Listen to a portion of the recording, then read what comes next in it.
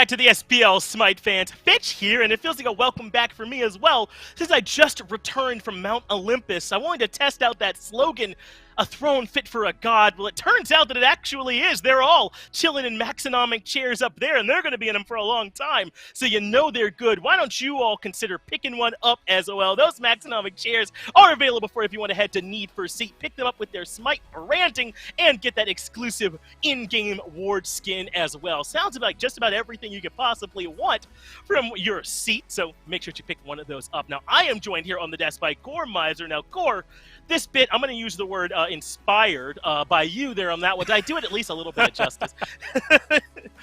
I liked it. I think it is true because, when I think of it, this is very bizarre. You think of Mount Olympus, and at least for me, I have like a Percy Jackson, like all of the gods sitting in like a row, Zeus at the head, right? And then you say that, and now I imagine them all very much down to earth, like talking to us, still in like a very godly manner, but chilling in a maxonomic chair. It's pretty funny. Well, you know that they are comfortable, and you gotta get comfortable because we sure do have a good set coming up here next. Here's the schedule. We just saw E United take care of Renegades in 3 games, the 2-1 in their favor, but this next one could easily go the distance as well. PK versus Obey Alliance, and PK now with a chance to overtake Sanguine on the back of the slump that they've been on, as well as Obey with a chance to continue their hot hand here too. Take a look at these standings, 6-6 for both of these teams, and the Pittsburgh Knights with a chance to increase to 7-6 and break into that top 4 for the first time. Gore, do you think PK have enough to get that done here today? Honestly, I mean, they just 2-0'd Radiance, right? You have to think they have enough coming into it, being able to bring it. And even with Radiance not looking quite as good as they were maybe towards the beginning half of the phase, I do think there's something that has to be said about PK just being on the rise, finally figuring out what's working for them. I think when we talked to them yesterday, they just straight up said that they're not playing any of the things that were as silly anymore, although I feel like within the last couple of weeks we've still seen a set mid, so maybe we're testing the waters on that statement as it comes through. But I think that they looked so good yesterday. They've been looking so much cleaner, and I'm excited to see them either continue this tear or continue to improve, especially when they're up against teams I think that are also on the rise like Obey or some of the others like Ghost and SSG, which will really put them to the test. I mean, we know this PK team is one that locks in as we get closer to Worlds, but it kind of feels like Obey are on that same trajectory here right now. Inbound's play has improved week after week. Sino clearly is at the helm of this team, but even Wolfie has found some picks that have started to consistently work for him as well. This is a team, Gore, that really feels like they're coming into their own at the right time. I think it's a lot of what you said, right? Wolfie, Wowie, and Ducky are all finding the right picks that feel good for them, right? Sino has been able to escalate, came in at the end of Phase 1 and seemed like the savior of Obey, right? Glowing lights, everything changed. But then in Phase 2, it didn't come off to the same start for them, and it feels like he is much more synergized with this team, not just picking up maybe what they were lacking before he joined, and now is actually becoming an integral member of the team, a great jungler for them. But I want to highlight, I think, even more so what you said at the very beginning, which is Inbound. I mean, he has had night and day changes. Coming into the league, people had their eyes on Awesome Jake and were wondering, man, how's this guy going to look? But it ended up being Inbound that everyone was kind of worried about after the first few weeks. Now, I don't think that worry is there anymore. He even put out a tweet himself saying that he doesn't want to stop until he is regarded as the best support that is out there, and I think that kind of drive is what's keeping him moving forward. He's shown a lot of growth in this team. I'm actually really happy to continue watching him. Hey, best support in the world, that's a high hill to climb, but he's a lot higher up it than I think even we were giving him credit for. Inbound is the guy that's standing by for the pregame interview. All right, guys, down here with Inbound support, of course, for Obey. They're going against PK today. And Inbound, admittedly a great weekend for you guys. Last weekend, 1-1. Both sets go 3 games. You get a win over a top 4 team. So definitely something I think it's got to be feeling good for you guys. And I think, community-wise and probably for you guys as a team, you've now reached that point where every set is going to be competitive for you guys. You probably can feel like you beat everyone in this league. Do you notice kind of a difference in week-to-week prep now that you've kind of hit that stride? Do you think the morale is really catching up with where the team expected to be? Yeah, I feel like we kind of come into every week expecting 2-0s or 1-0s now. Like we expect us to be able to compete and to be able to beat every team we come up against. And this week is no different. We expect another 2-0. Yeah, it's going to be a close one up against PK. And before we get into the matchup a little bit, we were able to talk to Ducky after one of your wins. But now that we got you, I feel like we need to ask the Ymir pick. I think controversial to some really high on Ymir, some low on Ymir. PBM locked in Ymir in their set this past weekend as well. What are some of the virtues of this Ymir pick, and why do you guys like him so much? Dude, he is so good. Like, no, he has like a couple weaknesses, obviously, but his early game is so sick, and then his late game is insane. The wall is like top 5 non-ultimate ability. Top 5 non-ultimate ability. I don't know. He's so good, though. I agree. The Ymir pick in the right hands, and it seems like your hands are the right hands, can look good, and it's absolutely worked out for you guys. So you are going up against the Knights today. What comes to your mind? You think about laning with Wowie against Neil and Zapman. What comes to your mind when you think about that lane? A lot of aggression. That the dual lane will. They're not looking to farm it up. They're looking to win that lane, and they're looking to win it hard. Yeah, it's going to be a fun lane to watch, I think. And you know, you go into these matchups, of course, looking to play, I think, your game plan rather than maybe trying to specifically game plan around the Knights. Is there anything that jumps out, though, about the Knights that you guys might need to take into account to get the win here today? Like Paul's eclectic god pool. Like he plays like assassins in mid. He plays like I'm pretty sure he'll take anything in the mid lane. So just like we just really got to keep an eye on their mid laner. If they pick an assassin early, they can flex it into mid. So yeah. And you know, with Wolfie as well out of the mid lane, I think he's gone through kind of the motions as far as, it's kind of a bad way of wording it. He's added some extra variety. There we go, into his god pool out of the mid lane. Do you think he matches up pretty well against Paul? Yeah, I think Wolfie is one of the best mid laners in the game, so I'm not worried about how Paul is going to do anything into him. I'm sure Wolfie will be fine. We'll get into the late game, and we'll be good. Yeah, man, this matchup I think looks great for you guys. It's going to be an absolute blast to watch. Best of luck against the Knights, and we'll talk soon. Thank you. Well, I'm glad Bobby is confident, but I think lining up against Paul would make even the best of mid laners afraid, and certainly that includes Wolfie, but just being a bit glib, we know it's going to be a close split in all the lanes. Let's go ahead and get to the picks and bans then for game number 1 here at Goremizer. PK will be in that first pick spot, Obey in the second. Some picks I think we got to keep our eyes on. Obviously the Raw for Wolfie, but I think the Sobek and the Ymir could both be really contested picks in this set as well. I'm also curious to see the Rom Cupid matchup. Obey have been loving getting Wowie Cupid. Whether it's successful or not for them, like there's a lot to maybe look at in their history and their team growth, where the first times they were picking it, Wowie would do really well even if they wouldn't get a win. So even though his particular win-loss stats for them aren't too great, I think that that's something that they'd like to go forward with. And that's the interesting thing. There's a lot of I want a word, eclectic picks maybe between these two teams that could come through. Yeah. We like to look towards junglers a lot in almost every set, and I do still think Cuvo and Sino are going to have a very interesting matchup here. But this is another one of the ones that I think almost relies more on the supports here. I think Neil brings a lot to the Knights, and I think Inbound, depending on the game he has, is the biggest setup here for Obey.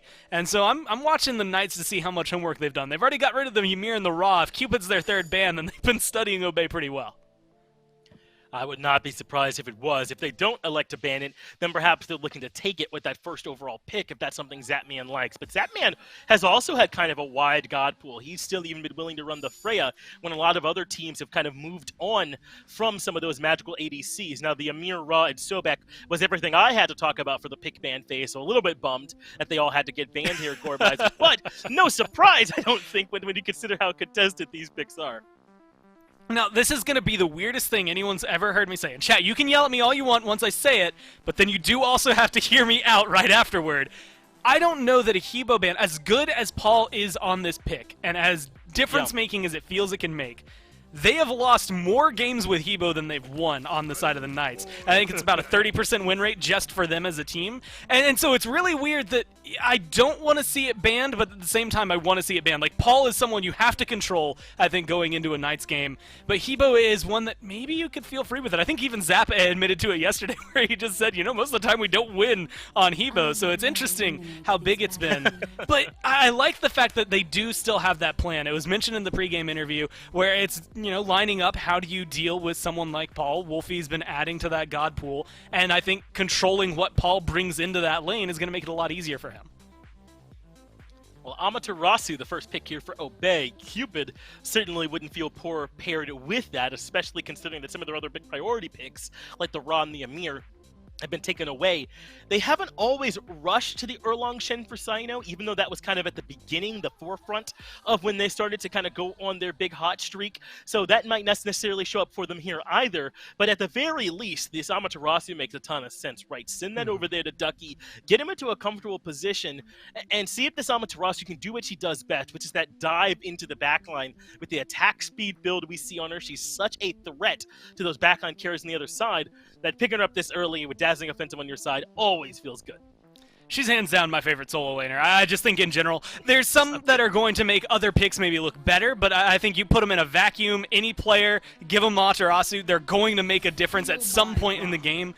SSG may be the best showcase of what's going to happen. Nika doesn't even like playing a Materasu, but every time he gets her, just goes absolutely insane with her. And I think Ducky's going to make a lot of good, fun plays to watch through all this. Like you said, good at getting into the background and backline and dealing with them. Even with someone like Kuzenbo, who's usually good at peeling, dazzling offensive being CC immune, makes it even easier to dive in on Zapman, on Paul, and lock them down so that Obey, this ROM specifically, can really start to pop off and get some work done. And it is indeed the ROM over the Cupid here for Obey that they've selected to hand over towards Wowie in that long lane. Now, this is obviously fine, right? Rom has done really, really well. I don't think anyone makes better use of the Silver Branch bow build than Rom does right now, and the snipes are so powerful if you pop that steroid first and get all that free power that you get from that build. But I do kind of like the Cupid here with them. Doesn't feel like it fits that big team fighting presence that they need. It kind of locks people down further and gives them a chance to get on top of them. I am a little bit surprised they come to this ROM, but obviously still a really good pick. Yeah, it's again, one of those things that every time I look at the numbers for Obey, I almost don't want to use them because I think they're just misleading. I look at it, and because of their record, especially throughout the beginning of the phase, most of the gods they were playing, even when they were meta, didn't really get the win rate they would want. So I think this is something that you have to look at and maybe go past and beyond that. Things like this Raijin, where again, maybe you have to go past and beyond it when you look at it because it's not something they've played a whole ton here in Phase 2, but it is something that they got to play a whole ton there in Phase 1, and I'm using all of this to just buy myself time to scroll over to the yearly pick so I can slowly find my way over there. Again, not an incredibly winning team throughout Phase 1. 3 out of 17 games for Obey have won with this Raijin throughout the year, but I still think that's something, again, because of what Phase 1 was, you kind of had to scrap a lot of what that has, throw it out the window. You had to look at the first half of Phase 2, and honestly, I think because it was a growth period for him, you scrap most of that as well. You take the essences, the Raws, the Ymirs, the Sobeks, the Cupids, the things that have worked really well for him, and keep those in mind. But I think this Raijin can fall into that list as well as something that's definitely going to bring the damage potential for the team. I like it. It provides some of that control that maybe the Cupid could have also covered up too. So certainly not going to be lacking, I don't think, from that with the Dazzling Offensive and the Tycho Drums working together. Now, PK have taken this Cucullin pretty early on here, Gore. We do not see a lot of this pick, and there's still a ton of great solo laners out there, right? I mean, you could still have gone to the Wukong that has been a very popular pick. The Achilles could still have been played over there too. Do you like the Cucullin here? The Rage transformation is pretty strong. Yeah. I honestly think that was scary. The minute Amaterasu's locked in, he just get me Cucullin. I know what matchup I want here. I know what I want to bring into this lane. I know how I can handle Ducky here. And it is just to do that, right? I think there's going to be a lot that it's going to be beneficial to. Dealing with Rom, dealing with Raijin, Cucullin, still a good backline bully. But I think at the very beginning of that conversation, Scary just knew he wanted to go over into the lane. He wanted to make sure that Ducky couldn't do anything and shut that Amaterasu down as fast as possible. And I do like the pick. Even though it does still feel a little early, it saves it from getting banned out. It does feel that way. But look at these bans. Now, these are great targeted bans for both teams. The Erlong Shin banned away from the jungle. We know Sino likes that, as well as the Nike. He told us no more warriors, but he's been pulling them out, so PK, I think, correctly chose to ban them. And then take a look over at Obey's bans, an eye towards the Cupid, which they themselves passed on, as did PK and the Freya. These are both picks Zapman has felt comfortable on lately, in particular the Freya. We saw him bullying in speed buffs, solo invading one game when his Freya got ahead, so take that out of his hands, because you absolutely don't want to deal with it. I'm happy, Finch. I'm so happy. There's not a lot of... So, Ymir is one of those... I was talking to Hinduman about this earlier. He's one of those Guardians that, you don't have to change anything, and just periodically, he comes back up into the meta. Everyone starts to play him for a little bit because they remember how awesome walls are if you play them well. And then he just disappears again as people maybe learn to counter him. Sylvanas kind of follows a similar trajectory to me, except not everyone starts playing him. He just kind of comes in for one or two players, is locked in a lot for them, and I feel like that's inbound lately. But I'm going to tell you, if I'm looking at Rom Sylvanas, I'm looking at lane pressure. I mean, there's almost no reason for Sino to need to come to the duo lane, because Zap and Neil will never be leaving their tower line with this much. I mean, from level 1, the AoE clear that Sylvanas is going to have, plus the arrow penetration from Rom, they're going to be able to dictate the pace over there, and I'm really excited to watch it, especially as the pull evolves, the root evolves there for the support as he levels up. I think inbound is going to open up some interesting scenarios that might end up leading to more conversations to be had for maybe game number 2 when we start looking at the picks and bans, but also for how Zap and Neil are going to be able to deal with this throughout the game. It's going to be very interesting, but now that we see this Robin get locked in, doesn't that make trying to push up in the duo lane a little bit scarier? If we do see PK come over, and maybe they are losing pressure in that lane, it might not be that bad a gank for the Robin to come over and try and handle. It's also worth mentioning this Heimdall has been something else Zapman has really liked lately. He has been building it with Icavile in that third slot, where a lot of people are building Kin's or Atalanta's bow, trying to leverage some additional power out of this build, and his Heimdall is scary. He knows how to use the Bifrost, yeah. He's willing to position aggressively, and then get back out of there with that added safety. It doesn't get any easier, even with pressure, when he locks in that Heimdall. Still safe, but I think the passive there from Sylvanas might help a little bit with the Robin. If he gets in there and sticks to the wrong target, he's going to get rooted all of a sudden. And granted, you don't get to really control when it roots someone, so Robin might still be able to get some good damage off. So you're hoping for a little bit of luck there, I think, if you're inbound here. But like you said, very safe duo lane with the Robin. I think being able to level things out. He's got a 75% rate specifically for the Knights, so pretty solid here in Phase 2 for them. And that's a little scary. If Cuvo can get something comfortable, the Knights feel better as a team because they start having this difference maker that really comes through. Some games we'll see he'll farm up a little bit longer in the early game, but I think this Robin's going to let him get hands-on pretty fast. Should be able to. It feels like the Robin is a bit more early to mid, whereas this Mercury more mid to late. Yeah. Certainly can get involved sooner with special delivery and that sonic boom, but really hits his stride once he gets a few items online. I mentioned what build Mercury is going to go, or what build Sino is going to go with this Mercury. We've seen Mercury's building Rage like second item, like right after Boots. You think the crit makes a lot of sense here on this one? Maybe not with the Kuzenbo on the other side. I mean, yeah, it's going to be very difficult. Kuzenbo's over there. I mean, you can still two-tap Persephone, Heimdall, and Robin, right, in the late game. That's you true. Get that crit online, and you will eat through them. It's kind of weird. I want to see a mashup. So what we saw from adapting a couple days ago, or I guess yesterday, because today's only Saturday. I don't know where my brain went for that one. He went crit really fast, skipped items like the Erendite that we typically see on the Mercury.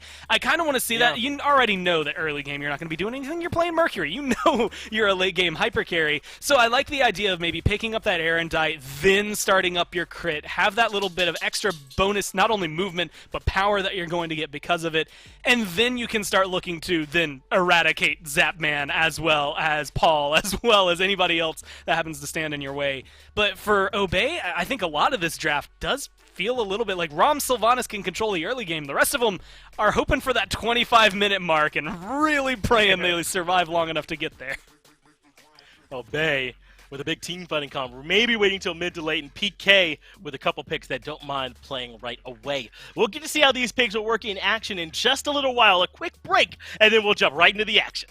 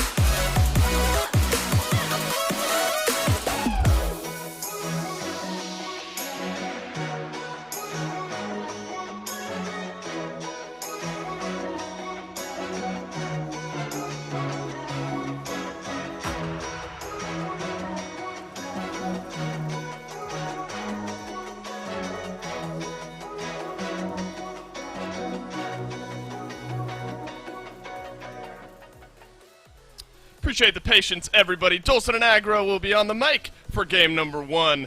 But before we jump in there, Aggro, I kind of want to zoom out and really look at the context of this matchup. For so long, PK has kind of been fighting to get into that 4th place spot. They've had struggles against those top 4 teams. They've gone 2-2, pretty evenly split in their last time against these top 4 teams. And Obey this weekend, they're the squad playing gatekeeper to the Knights breaking into that top 4. So a lot of implications, I think, on the line for this matchup. Yeah, I think so too. I mean, this is a big game for PK. They finally caught Sanguine, a match that we never felt like PK would be able to match because they were just struggling so heavily against the top 4. But they seem to have finally turned the corner in the way that they're playing.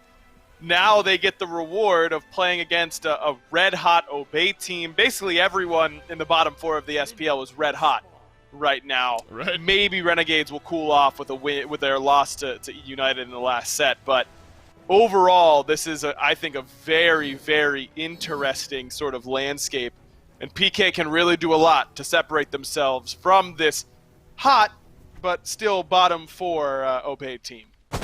And a good heat check for Obey as well. I mean, this is a fantastic landscape, as you word it, to be a fan, a spectator, just somebody who enjoys watching the SPL. Horrible if you're us having to make our picks week after week, because God knows I have no idea who to choose half the time, and this one may be no different. You in chat vote on this matchup, PK versus Obey. Let us know what you're thinking as far as which way this one will lean. I think the junglers are going to have a lot to say in this matchup, Aggro. Cubo Fred piloting the Robin has been very hot and cold for this Knights team this year. I love them going to the Robin pick. Worked out 75% of the time. 3 wins, 1 loss for this Knights squad, and they want to get things started early here. A little invade on the red buff side of the Obey map. Sino's going to take half of his HP, and Neilma will pick up the red buff. So Cubo Fred gets involved early, but Zapman maybe a touch caught out. Should be able to get out just enough of a minion wave to block autos from Wowie. Even though he has those piercing arrows, he'll run out of those eventually. And Zap, that's some veteran savvy right there. Doesn't use the beads off a good pull from inbound, knows that he's going to survive. I wasn't quite as sure, but Zap ready to go. Yeah, wasn't sure how that one would play out, but it was largely in Cubo's corner there. He rotated over to the red buff with Neil and now makes his way over. Level 2 gank to the long lane. How often have we started to see that with some of these junglers here? 56 to 44% is the final tally. I think that kind of tells the story here as far as PK up against Obey. But I got to admit, Aggro, I like what I've seen from Fred only a couple minutes into this game. Early red buff invade, show face just a little bit on the long lane side of the map, steal some of those back camps, and maybe make your way to mid. Love it, and this has been the biggest difference for me in PK's play, is that Fred has really elevated his level as he sets up first blood with ease in the mid lane for Paul. Oh no, but now Scary D being chased down. It's Ducky and Sino on the immediate answer back over in the solo lane. So already small jungle mindset difference, at least right off the bat. Cubo Fred lurking on the left-hand side. Sino on this mid to late game Mercury with an early gank onto Scary D. Put this Cullen just a little bit behind. Well, I like Sino's decision-making here. You know that Rom Sylvanas are often going to have pressure on this left-hand side, which does make them susceptible to ganks, but pretty decent ward coverage would have let Obey know had Fred been there and ready to commit. So you know that Fred's lurking on the left side of the map.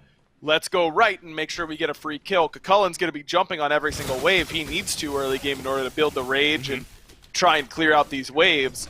Pretty easy gank once that salmon leak is down. Inbound has started to become a fan of some of these less than conventional support picks here. Ymir has obviously started to look good for him here, but Sylvanas as well. You know, I might be surprised if anyone plays Sylvanas, but for some reason, because it's inbound, maybe the one guy where my eyebrows aren't somewhat raised. And I think the early pressure has been good so far, outside of maybe some early pressure for this Obey team. Zapman is going to get pulled back in. Sino lurking in behind, has reached level 5. Sonic Boom, ready to go. Perfect. Connects onto Zapman. Oh, but the crystal to safety. Zapman stays alive. Sino maybe on a chase here. All the damage, almost enough, but Zapman with 25 HP stays alive. And that, everyone, is why you pre-pop your health pots, because Zap had already been ticking on a health potion.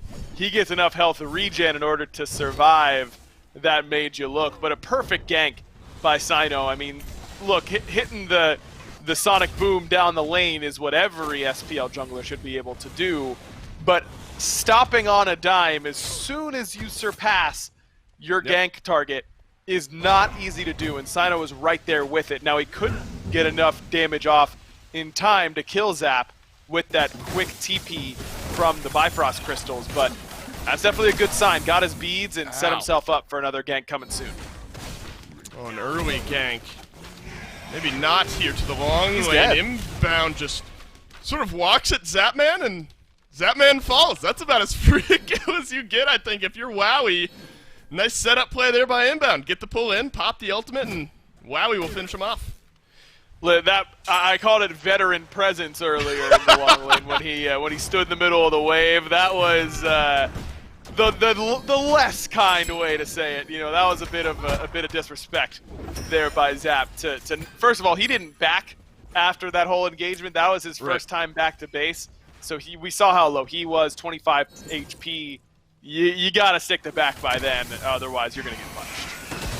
Zapman sure did, but now Paul is going to make his way over to the long lane. It's Inbound, locked in. Zapman has made his way back to lane, immediately returns the favor onto Inbound, but look at this, Scary D locked into the jungle by 3 members of Obey. Aggro, none of this is team fighting, it's just one guy getting caught out over and over and over again on either side.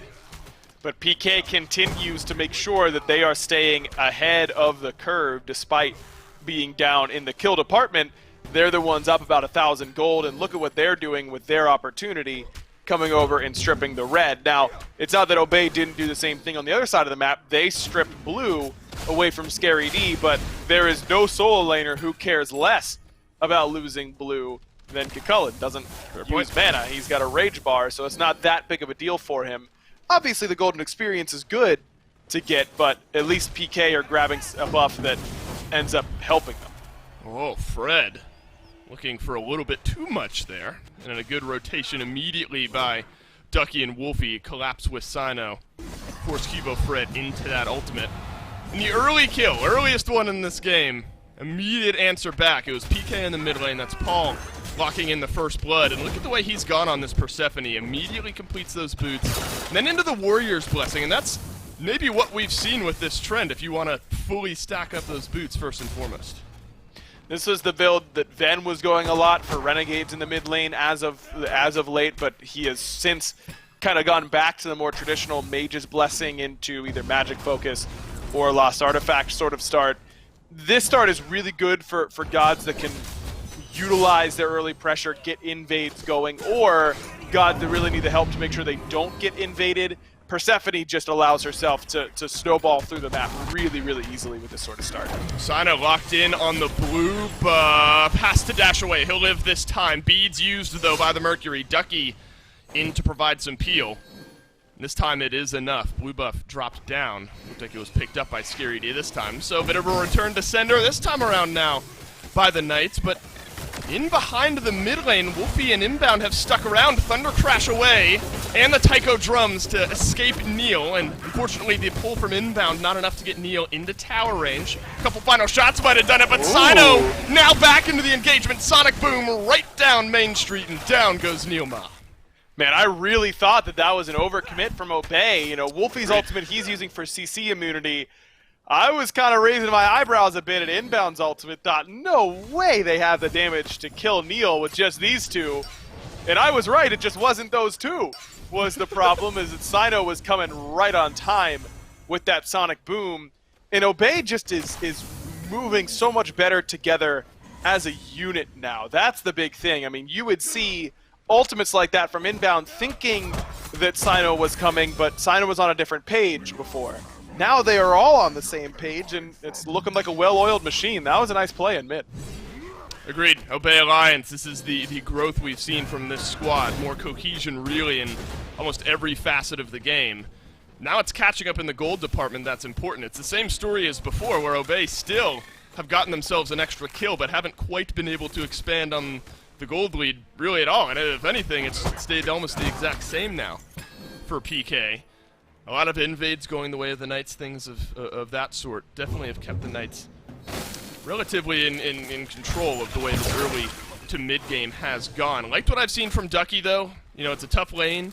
Of course, Kilcullen loves to bully out, but I think Ducky, receiving some early pressure, has done a decent job, though does find himself one level down. Dazzling offensive to maybe lock in Cubo Fred on the backline. No stun, though. Neil popped his ultimate healer here. Scary D, he's got the knock-up. Cubo Fred's got the kill. No chance for Obey to respond quite yet, and Scary getting close to that rage transformation. No blink for him. He's got TP right off the rip. This should be a pretty easy blue buff invade. Cubo Fred wants a kill, though. Sino has the CC. Back goes Fred. Maybe a bit of miscommunication there from PK. The ultimate used to disengage from Sino. This time, Wolfie, Tycho Drums, gonna taunt Scary D back in. A couple tower shots maybe just avoided. Zapman's got the damage. Paul gets the kill onto inbound. Chaos all over the map now as PK pull back 2 for 1. Ooh. Scary nearly slammed Wolfie with the fist right before his back was completed at the same time. But all over the place, poor Doug getting whiplash right now. And Wowie is in trouble, just got his dash caught by Zap.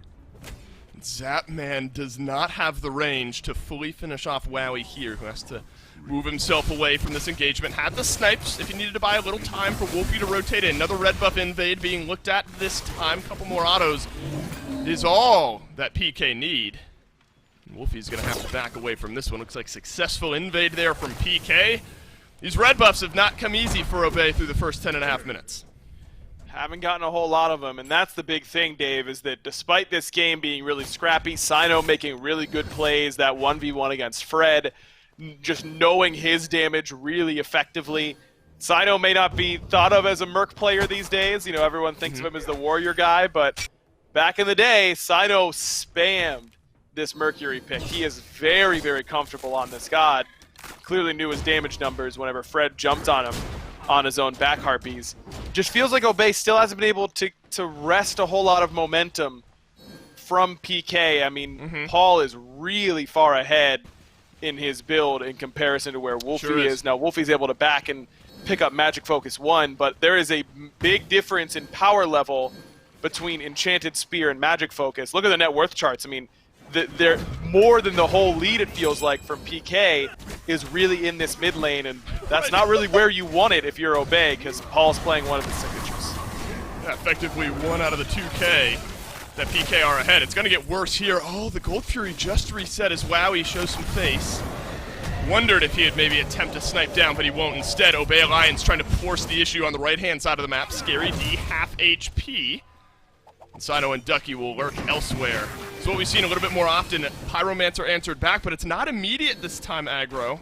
Though the Knights won't try to force in and steal it away, and Obey are going to give it up as well. No Pyromancer for anyone. Scary for Obey because they know PK didn't really commit anything in order to get that Gold Fury. In fact, it was Obey who committed more, just trying to kill Scary D on the right-hand side, and they still couldn't do it in spite of using both Amaterasu and Mercury ults at the same time. For us, it's pretty obvious that PK is ready to give up that Pyromancer, right? But without good ward vision, you know, down in the depths of the jungle for Obey, they don't have the bird's eye view that we do. It's an understandable decision to not go Pyro. All right, it's 1 ward effectively on the Harpies near the speed buff there, but nothing else that would have sensed out the entrance to the Pyromancer pit there by PK. Sino with the lion's share of the kills now for Obey, 3-1-1 on this Mercury. I mean, if you're Obey, that's where you want him. You know, you want this Mercury scaling up. We haven't seen all that much Mercury. Does that surprise you at all? I mean, you look at some of the Katana tree changes, and it's more the auto-attacking junglers that have seen more priority, but Mercury hasn't necessarily been as in that conversation as some others. It doesn't surprise me too much. Just with Shell being so good, and upgraded Shell in particular being very good, Paul already has one in his inventory. We kind of called Mercury the one-punch man, but you can't get, you have to get 3 punches in before even 1 punch counts with double block stacks, and that doesn't feel that good. It's kind of difficult to get those auto attacks off. Mercury players don't build attack speed. They just build this crit sort of one-shot idea.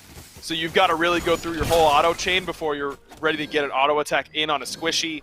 Now Zap has upgraded its Shell as well, and this is why I think we don't see Mercury a whole lot, because of the carry's willingness these days to just forego Aegis entirely and not just ignore your auto attack damage, which is all of your damage, come late game, but also be able to return damage at the same time. Aegis always saved you from the first punch. It was just that you had to wait around until your Aegis was done, and then he gets priority on you coming out of it. In this situation, you're able to put out DPS as a Heimdall or as a Persephone while immuning 2 auto attacks from Mercury, which is the vast bulk of his damage. It's a fair point. Zapman loves some of that counterplay. Ichabod, I think we talked about a little bit immediately upon entering the game. I think the desk talked about it a decent bit as well. Zapman loves this Ichabod, especially into these stim hunters, for a little of that counterplay. And Rom may be more susceptible to this style of build. He's going to have a tough time boxing out with Zapman when they're left alone in this lane. And it's great against the Mercury, who also has an attack speed stim. Yep. In the form of that too, so you can really get some extra value out of this Ichabod. Plus, among the hunters that you can build this on, I don't know if any scale nearly as well as Heimdall. Heimdall's scaling is incredible still on a lot of his abilities, so that power doesn't go to waste like it could on some other hunters that are a little bit more auto-attack based. He just chunks come late game, and Obey Alliance finally commit over to that Pyromancer. Not really all that much better ward coverage, but maybe sensing that the Knight's not really in range. Obey going to group up quickly and take that one down, so that pulls just a little bit back in favor of the Obey squad. Wowie. Looks like got that purple buff stolen away. Unfortunate, Zapman just walks forward and steals it. No rest for Wowie there in the long lane. Though maybe at this point, you know, if the main goal is just to get this Rom into the late game, maybe makes some sense that we haven't seen Sino rotate over here, bring a little bit more action until maybe now if Zapman's stuck around. I mean, he's down. Wowie is 600 gold or so right now. The lead isn't exactly exploding for PK, but, you know, it's a nice little nest egg. They're getting their return year to year on this investment. It's not, you know, a high-risk profile necessarily, but you're getting your cash stored away if you're PK at this point. And Obey eventually is going to have to make a play in order to stop this from happening. Now, it could just be waiting for PK to overextend on something like a Gold Fury, where PK secure isn't fantastic. Maybe Obey can get in there and cause some disruption and maybe put their hat back in the ring. Another red buff, another invade from Cubo Fred. He's going to make his way over towards Wowie. Oh, attempted blink in there from Neil. Immediate ult cancel from Wowie. Elsewhere, Scary D has fallen. It was a gank over in the solo lane. Sino Sonic booms his way down. Ducky dazzling offensive as well. So both junglers, and now we've seen this a couple of times, trading out ultimates on either side of the map. Paul being looked at by Inbound and Wolfie, and that's an easy kill for the Obey squad in the mid lane. Separated fights, but purely by the numbers, Obey come out ahead. And that's where I really like the way that Obey play this fight because of the difference in relic choice by Paul. Aegis is much better against something like Raijin ult, where Raijin just barrel stuffs you with 4 shots of Taiko drums. In this instance, he has no Aegis, so it's easy to just commit. Guess you're allowed to do this if you're Obey. I mean, PK down 3 members, and you have the Frenzy on your side, so why not? At least if you're the Knights, you get an Oni Fury pulled back, but that is a 17.5-minute Fire Giant. We'll get to see exactly what Sino did here. Just a routine tower dive, maybe, over onto Scary D, and that opened up the door aggro for this Fire Giant. And now it's a tier 2 tower that Obey has knocked down, and we were saying they've got to make a play in order to throw their hat back in the ring. Well, their hat is looking like the biggest hat in the ring right now. They all of a sudden are in a pretty good position to start pulling ahead in this game because there's a lot of gold left in the towers that they can grab. If they just strip the map of towers, they would be up by a pretty considerable margin. I don't think PK is going to just sit around and let that happen. A lot of times you see teams give up their towers on Phoenix defense in favor of Phoenix defenses when the enemy team has Fire Giant, but usually the game is much later along. The team that has Fire Giant is usually ahead already. They set themselves up pretty easily for the most advantageous fight, which is on your Phoenix. Zap's got to be careful here, though, Dave. He does, and the Crystal will allow him a little extra safety. Red buff dropped down again by PK, so that continues. We were curious what direction Sino would go with this Mercury build. We'd seen, I think, to Finch's point, Rage built very early on. Stone Cutting Sword, Wind Demon, now the Malice for Sino. So still wants a little bit of that crit, still will be swinging somewhat hard. What do you think of the direction Sino's gone here? I think it's the only way you really can build Mercury. I kind of like the Malice just for the CDR, because you're not going to get one-shot value like you used to out of this pick with the double shell on the other side, but at least this way you can use your one for more poke more often, use your ultimate to set up a little bit more often, and get yourself around the map a little bit more easily with that 10% CDR. It's not as all in on getting the guaranteed crit. We figured exactly what Obey would do here, is just kind of whittle down the remaining towers on the map. Now exposed Phoenix on the right-hand side of the map. A tier 2 tower still stands in the mid lane. It's up to the Knights, I think, to decide how heavily they want to sell out for a tier 2 tower defense at this point. Still 5 members strong with this Fire Giant buff, and though the gold lead's still in the Knights' favor, that FG sort of balances things out here, so you gotta be careful, I think, if you're the Knights. Inbound attempting the pull. Sino with the dash in as well. That won't catch much of anything on Cuvo Fred. Sino losing this trade, but Wowie here to help. Cuvo Fred unable to at least trade out one, but in the mid lane, Obey Alliance melting in the health department. Look at the CC on the front line. Scary D grabs the kill onto one. Zapman will have the second. Obey Alliance a little bit too heavy onto Cuvo Fred and left the rest of the squad open in the mid lane.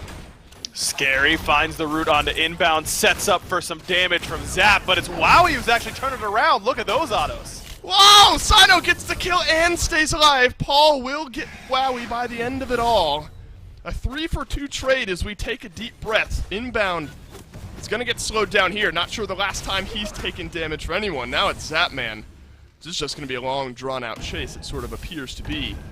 At this point, Inbound is doing the best he can to buy some time. He's gonna die, but he'll give it to Phoenix. No credit for Zap. That's ideal situation for Obey, all things considered.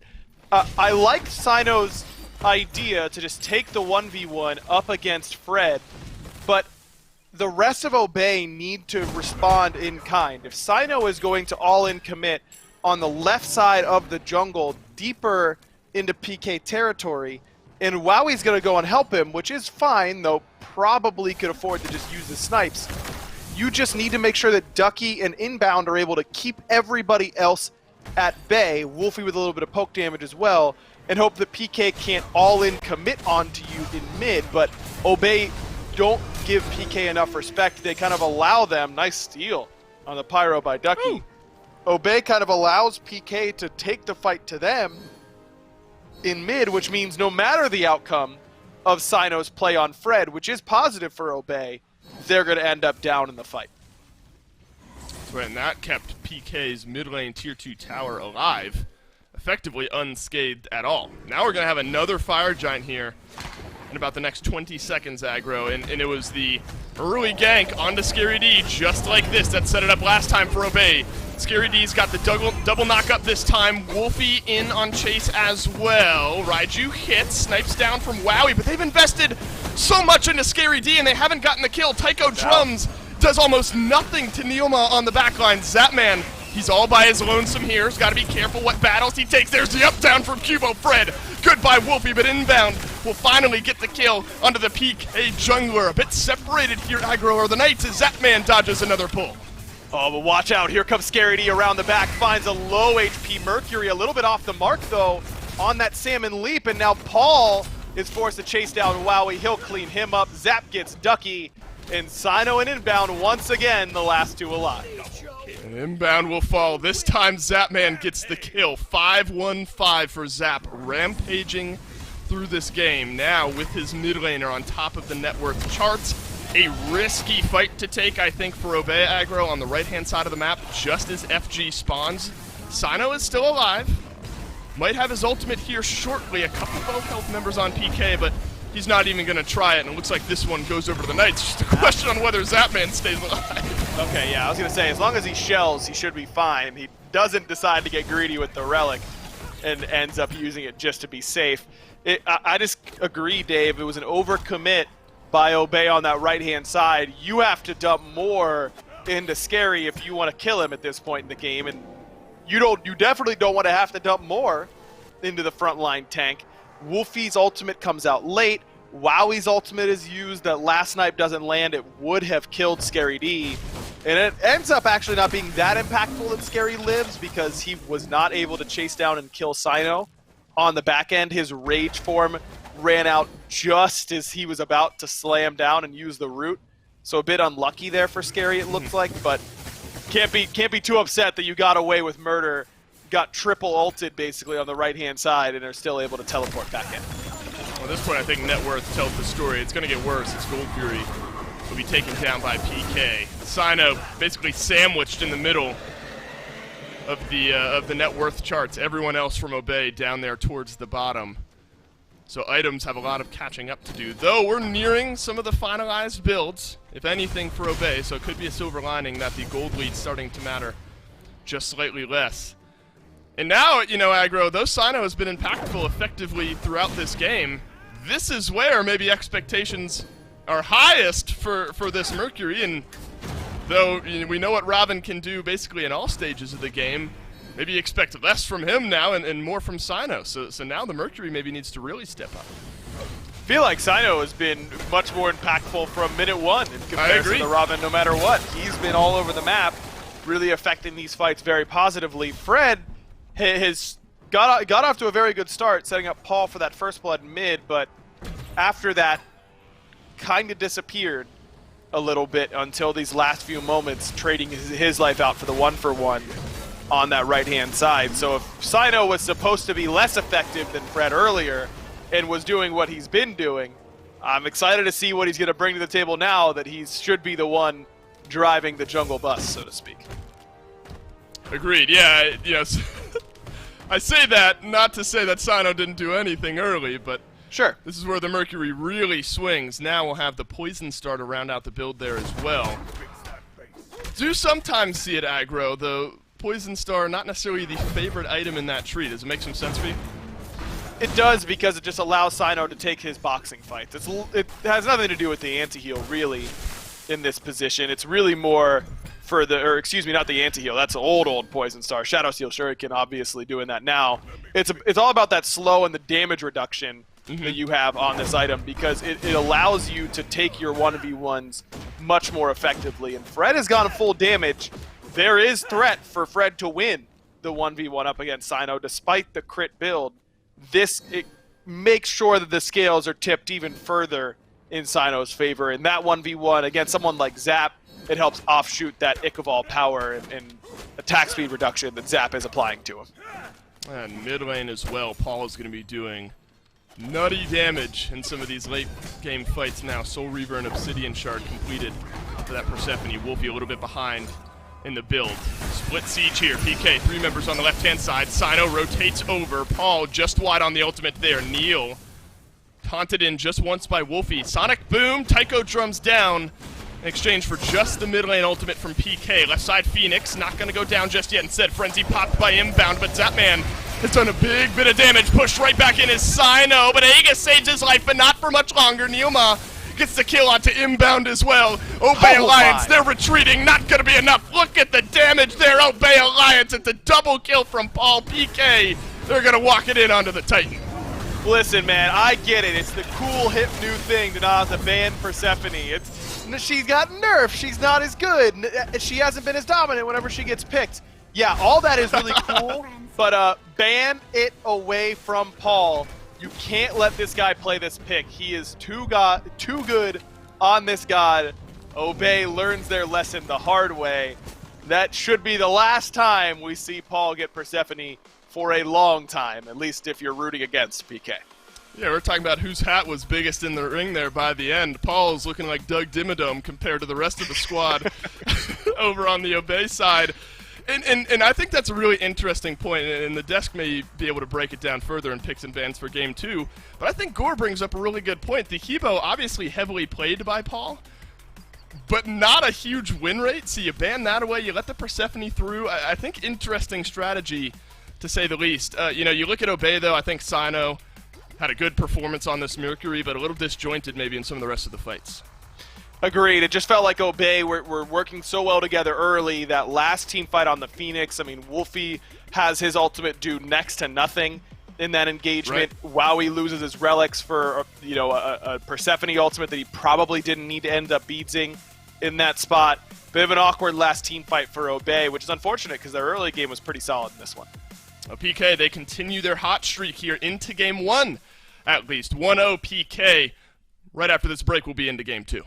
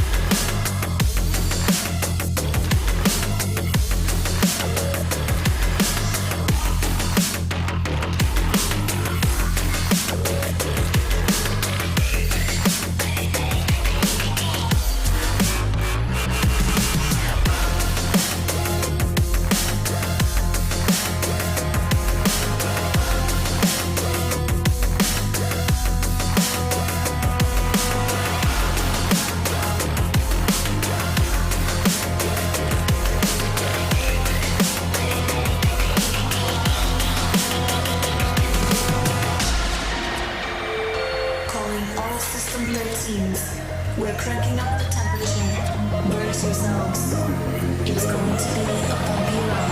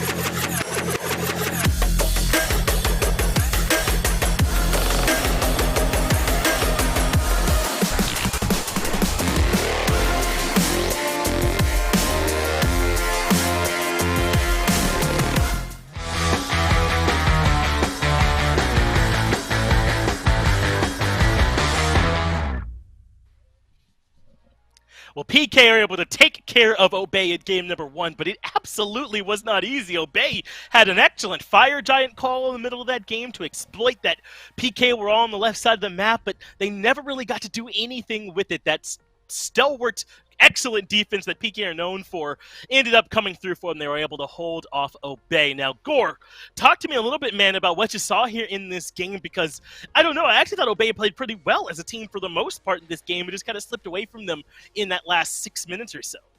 Yeah, I was a little surprised because the early game was aggressive, but not where I thought it would be. Like, I thought the duo lane was going to be popping off, and it did more so for the Knights than it really did for Obey. And then, like you said, that 17-minute Fire Giant call, I think, was brilliant from Obey.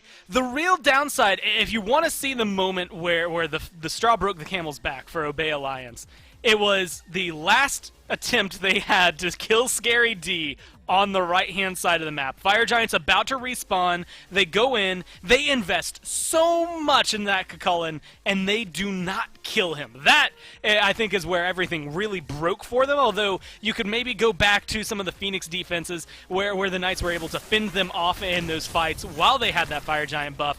That really did slow them down. I think that stripped their momentum away, and then watching, well, just Scary D walk away from that with what felt like 1 HP, maybe it was a little bit more, I think really did just kind of snap things back into place for the Knights. Because as you can see, you know, a lot of these highlights end up coming kind of intermittently. There's a little bit of moments where Obey were in control. And you have to look at Paul as well. I think Scary D surviving hurt Obey. Paul literally just killed Obey. I think him and Zap had a phenomenal game. But this Persephone, as Aggro put it, there's a good reason that you should not let Paul have it and that you should be banning it away from him. Unfortunately, there's also 6 other gods on the list of things you have to ban away from Paul, so we'll have to figure out how to handle that as the game goes on.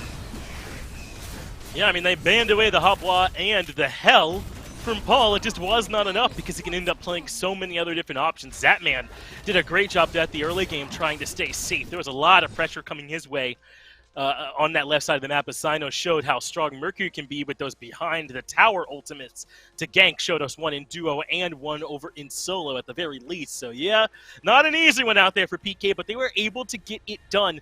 And the thing that you have to start worrying about now with this roster is that they're starting to move into some different directions. Zap playing more of this Heimdall, Freya type energy that we're seeing later from. Neil has looked excellent on Kuzenbo here lately. Paul's keeping him Paul, but the rest of this team has started to move into a different rhythm, it's felt like, in these last couple of weeks. And if you're coming in prep for the singing PK of old, then I don't know if we're going to be able to stop them, because this is a new look for the team. And they've been able to turn things into the point where, you know, we talk about momentum a lot, and in game, I think it exists. You have 5,000 gold lead. That usually leads to some momentum where you're getting one objective, it snowballs into another, and then you win the game eventually, ideally, is the state. I think right now we're looking at momentum in just sets, in wins as a whole. You're looking at a team that right now is one game away, and granted Sanguine do play tomorrow, but they're one game away for at least a day holding a spot that they have not been able to touch in the standings by going up into fourth. And I think that is fueling the Knights more than anything. I think they've got that hunger, right? They don't want to be this sixth place team going into Worlds again and then having a good weekend. They want to show that they can do it a little bit more often, maybe to prove to themselves, maybe to prove to their fans, or to anybody, the naysayers as well. And right now, I think that's playing into their hand and giving them a little bit of extra strength, a little bit of extra punch. It's working for him right now as we move over to the picks and bans for game number 2. PK seem to be kicking it into another gear, as they are known to do, heading right into crunch time, the most important part of the year. So it'll be Obey that are on that first pick spot, PK here in second. So Obey has some questions, I think, to answer. What do they want to ban away from Paul? Do you move Persephone up the list? Do you think maybe you can deal with it here this next time around? And it came more to execution, because they were certainly in this game. Sounds like Gord thinks you ban Persephone and get that out of there. How do you want Obey to attack this ban phase this time? Well, because their first pick, if Wolfie is willing to pull it out, you can let Persephone through. I think if you are full committed to letting Wolfie have it, then you are allowed to not ban Persephone here. But again, it goes back to some of the things we were looking at. And granted, things have changed this weekend, I think, because they had a good set yesterday against Radiance, seemed to have a pretty decent set here against Obey as well. That Hebo ban was the one that I was going to say you could maybe shuffle in and out, just because statistically it hasn't been as successful for them as it stands. But you also had to look that I think that win-loss for the Hebo maybe isn't Paul specific, and is maybe just the team as a whole, with everybody else playing the way they are. If Paul gets something very comfortable, you're out of there. So the question is, what do you want the most, and are you willing to pick it away? You can ban the same 3 things as Obey if you pick up Persephone, or, you know, I think Sobek was what Knights banned here when they were first picked last time around. If Obey are willing to, and I think they should, ban out Persephone, and then grab something else for yourselves. Well, the adjustment is there. PK spend all 3 of their first 3 bans on Paul, telling him he's not going to decide how this one goes, not with those 3 picks at the very least. Now, PK have made some adjustments. They're the ones banning away the Kuzenbo this time, which they piloted in that last game alongside the Emoja, which they also banned away last time. So Obey now have some choices to make about where they want to go with this top pick. A lot of the picks they'd want for inbound are still available if they want to prioritize some of those, like the Amir, the Rom, and the Cupid both still available, and it looks like they pref that Rom in that situation, especially in a world where Zap is likely to come back and play something like the Heimdall. You may not even have to prioritize Cupid in this matchup, so Obey elect to go right for the auto attack and Hunter. And honestly, I think that's a smart play. Again, get Wowie on something he's been comfortable on, that he's had a pretty decent run on as well.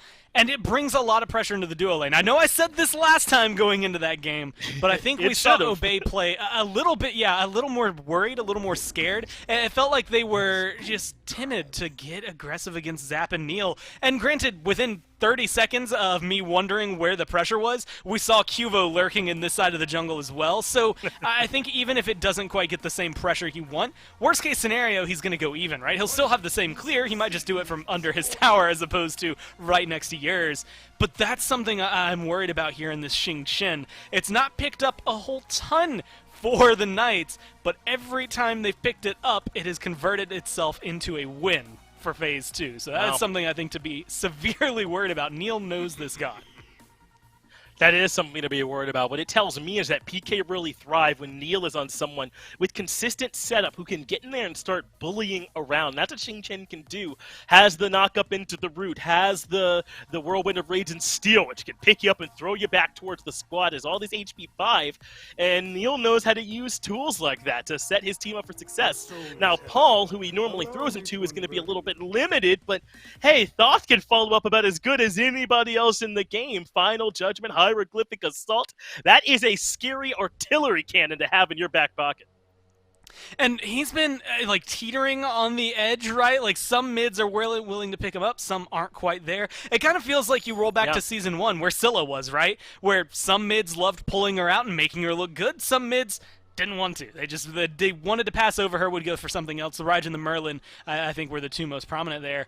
Thoth brings a lot of damage. You're going to throw everybody. Let's say you stun them as a Matarasu. Cool. Final Judgment, they're all dead. Xing Chen ults them into one spot. Cool. Final Judgment, they're all dead. There's one thing that's consistent between all these scenarios. It's going to be Final Judgment. I think it was yesterday, or maybe it was last week, but we saw a couple of 2-man, 3-man Final Judgments as well. If you can hit multiple people with this ult, even if you don't fully charge it to get there, it is so worthwhile because it starts the other team off at 3/4 or lower health bars. It's so much easier to just walk in and clean up after the fact. One problem is Obey don't prioritize their support pick, which means the Amir and the Sobek get taken away in a world where PK already have the Xing Chen. I wonder if this is a restriction coming here from Wolfie. The Ra already banned out, and they have to ban so many mages to affect Paul. So they prioritize this Raijin early on to make sure that Wolfie is on something comfortable, but it does leave Inbound in a bit more of a tricky spot, away from some of the picks that we've seen him have some success on. Yeah, it's going to be a little tricky for them. I'm actually curious more so what the Knights are going to pick here as to whether or not it's going to be revelatory for Obey. I was wondering if they were going to leave a flex for the jungle or the hunter. Of course, Zapman, if he's going to play Heimdall, he's happy. Safe enough. And this honestly makes it difficult. You've got Ram, Raijin, Wukong. You're still looking for your jungler here for Obey, but now you kind of know you're not going to be able to lock down Zap that easily. We saw several times in that last game where he was able to get out of there. And so you mentioned it with the support pool being so low, with the jungle pool, I think, being wide but maybe narrow just for Sino and his effect. I'm wondering what they're going to do here. Yeah, maybe even an Erlong here, but I don't know if it has quite the same setup that it would have otherwise. Raijin's damage comes out a bit slower. It is still strong, though, and so he'll go back to the Mercury. He built this interesting stone-cutting sword, I believe, into the Wind Demon Poison Star type build, so it was crit, but not in the way that we traditionally see it, not with a ton of movement speed in there, aside from what you get for Wind Demon. So I don't know, did you see enough from the Mercury performance where you want it reprised, or did you want him to go in a different direction? He alone, I think, was 5-1. It was the first time that Obey's played Mercury this year, so that was a fun, I think, debut, I guess, for Sino to pull it out. I liked what they did with it, but there were some moments where they sent, Mercury plus someone to win a fight that I think Mercury alone could have, and there was a little bit of overcommitment in some of the fights, especially towards the late game, that last 10 minutes or so, in the 17 to 27 minute mark. So I think he's still got a lot of oomph to him. I think Sino played him well, but there's a couple of things to clean up from game one to really make this pick shine. The downside is I don't know, Tara's great at setup, but I don't know if she's the one that I really want being the extra setup for a Mercury, right? Maybe the stun's going to come through. I'd love to see Inbound prove it wrong, but this does feel very good for the Knights. It's a good draft for Obey, but you can definitely tell they're being handled in terms of their picks. Yeah, PK are coming in ready to fight. Obey might have to weather that storm. Let's see if Sino can show us the Mercury one more time here in game number 2. In aggro, if Sino's able to keep pace with what he did in game 1, even in the early game, I'm sure Obey will be happy about it, but the question is, can the rest of Obey then, with that early impact from this Mercury, transition some of those early kills into a little bit more of a lead? Maybe the biggest change is Inbound now on this Terra instead of the Sylvanas.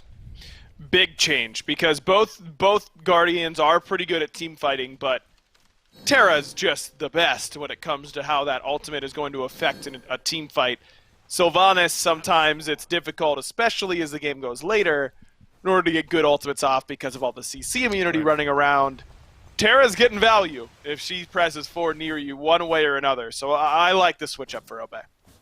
Oh, Paul is obviously going to move for the same start that he did last game. Different god, but same start here. Full-on boots and then make his way on back to lane. I guess the risk in a start like that is that you have no pots or anything to keep you in lane longer, but if you're going to be farming from range anyway, maybe it just makes sense.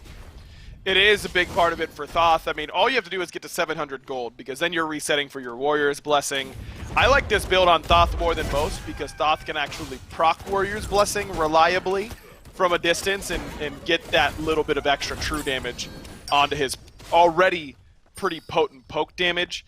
And it's pretty easy for him to get to 700 gold without a whole lot of mana consumption. I mean, you're going to use a good amount of it, but you'll be pretty safe on this god, especially if Scary, if your solo laner can get priority and get coup for you, then you are big chilling on the start.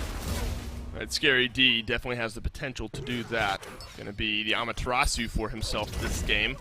Received some early pressure from Sino, remember in game number 1, as a lot of this was happening over in the long lane. Neo, my goodness, taking just a couple autos away from death, thanks to Wowie and inbound there. Definitely early pressure, maybe tilting in the way of Obey. Definitely something that Scary D will probably be a little bit more mindful of this game. I think Sino was level 3 when he showed face for the first time, and already making his way over towards that side of the map. It's exactly where he went last time, but on something like the Amaterasu, Scary's going to be a lot more conservative with his movement than he was on the Kukulkan, where you're kind of incentivized to jump in order to build those rage stacks. You can hold that dash pretty easily and stay fairly safe on this side of the map. It's not going to deter Sino from trying, though. Yeah, he's lurking over there on the solo lane side. Hugo Fred, he's going to lurk over here on the long lane side. The Camazotz doesn't have as much, or really any of that early lockdown that this Mercury might have with some of his setup there. Camazotz, now back-to-back picks that we've seen a few times from Cubo Fred, but unlike the Robin, this Camazotz has lost 3 and only won 1. Zapman, crystal away, does it again, stays alive beneath the tier 1 tower. Inbound and Wowie might feel like one got away from him there. Not a good feeling whenever that Heim teleports away from you, but all things considered, that's going to feel better than most times where Heim gets away, because Zap used a pretty far distance crystal. That's going to be on a pretty long cooldown. That's an opportunity for Sino to come onto this left-hand side, just like he did last time. Try and hit level 5 and then quickly head over to Duo and get an early gank going. No beads for Zap, and won't have a Bifrost crystal for a good amount of time as well. And just before we saw a little bit of that action, I was sort of just thinking on Cubo Fred and what we've seen from the Camazotz, specifically, from PK here as of late. Again, a 3-loss, 1-win performance. Other way around is probably the right way to say that, but 25% win rate is what I'm getting at here for Cubo Fred, or at least for PK and this pick. But now we've seen this Camazotz in the jungle a couple of times over this weekend already. Is this something maybe people need to start expecting to see a little bit more of? At least from PK, yes. I don't think any other team is really valuing this pick right now. Dude, my brain is so fried, I had to stop myself from saying really vibing with this pick. It's working, you know, it's same thing, right? No one else is vibing with the Camazotz right now besides Fred. And I'm kind of with the majority of the league on this. I just don't think that Camazotz is that scary. I think there are a lot of assassins. No, I'm not vibing with him, man. He just not positive vibes coming out from the bat. But I'm a mid laner. I'm never vibing with Camazotz. I guess that's kind of the way of the road. I just think there are a lot of assassins that do what Camazotz does pretty effectively. Yes, Kama always has that insane survivability with Bat Out of Hell, but assassin burst damage is really, really high right now. They can kill you pretty quickly no matter what. And if you look at a god like, say, Nemesis or Pele, who can do their damage so quickly and then still have some mobility to get out after the fact, I feel like that is just a little bit more consistent, because those are at least bringing some extra utility that Kama doesn't. Right, and then you compare that to the utility that Sino's going to be bringing as well. During set number 1, we were sort of passively talking about junglers or global ultimates, the Thors, the Ratatoskers, Mercury not global in the same sense, but he can reach very long distance with that ultimate. So, Sino has that potential to be a little bit more on the engage side of things this game, where Cuvo Fred, of course, can, but maybe not to the same extent of what Sino maybe is looking to do. You know, any lane at any time can receive the old sonic boom. It hasn't happened up to this point here yet, just ticking over to that level 6 mark. A lot slower than some of the action we saw in Game 1. A little bit more calculated, I would say, from both ends, but it's the same sort of result so far, isn't it? PK up a slight amount of gold as Paul fires off a final judgment as a warning shot across the bow of Obey's Tier 1 tower. Wolfie's been poked so much that this does not seem like an easy red buff D. That's right, red buff invade again here from PK, maybe turning up the speed a little bit to hear us talking about how things might have slowed down. Cuvo Fred receives the sonic boom. Sino first on in, first blood here in this one. Neil has to dash away, a couple autos away from death, but maybe the snipes will get it done. One more, oh, just wide. But Wolfie, no good on the Raiju. He'll get it done with the auto attacks nonetheless. The red buff defense works out this time from Obey. PK, a little overextended. Simple numbers. Even though Wolfie's a little bit poked out, he's still a body there for Obey, and Wowie is also there where Zap can't be. Now Zap pushes a wave under tower, denies that to Wowie, does what he can, but PK, I think, need to be a little bit more respectful of that potential coming from Obey. And Fred just fails the fast fingies test. He gotta use that 4 in response to the little sonic boom preview targeter that appears on the ground. And those are really hard to react to in lane because you might not be expecting it, but I feel like that one was a little bit obvious coming from Obey. Of course Sino's going to try and CC chain you as you're securing the red buff. Fred's got to get up into the air there. He doesn't have beads. That's his only form of escape. And that's PK trying something that worked out so well for them in Game 1, but they had a Robin on their side who's known to bring some of that early damage, early pressure into the game. Camazotz can do that, but maybe not as consistently as Cuvo Fred would have hoped up to this point. So that is now the biggest swing we've seen from Obey. I think maybe in the gold lead for the first time this set so far. And really what we were hoping they would see, or we would see, excuse me, in Game 1 were those kill leads starting to transition into higher and higher gold leads, strip away some of the farm, you know, build up some of these experience gaps onto PK, and now it's on Obey. I mean, they've got it on their side. They have that gold lead. It's time to expand it.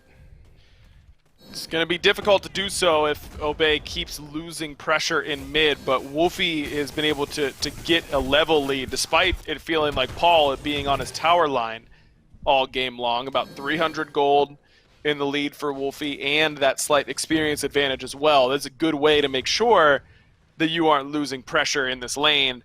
And Wolfie's at a point now in the level department where he can basically full clear instantly without having to use Raiju, your Percussive Storm, as long as he's got all 5 points in it.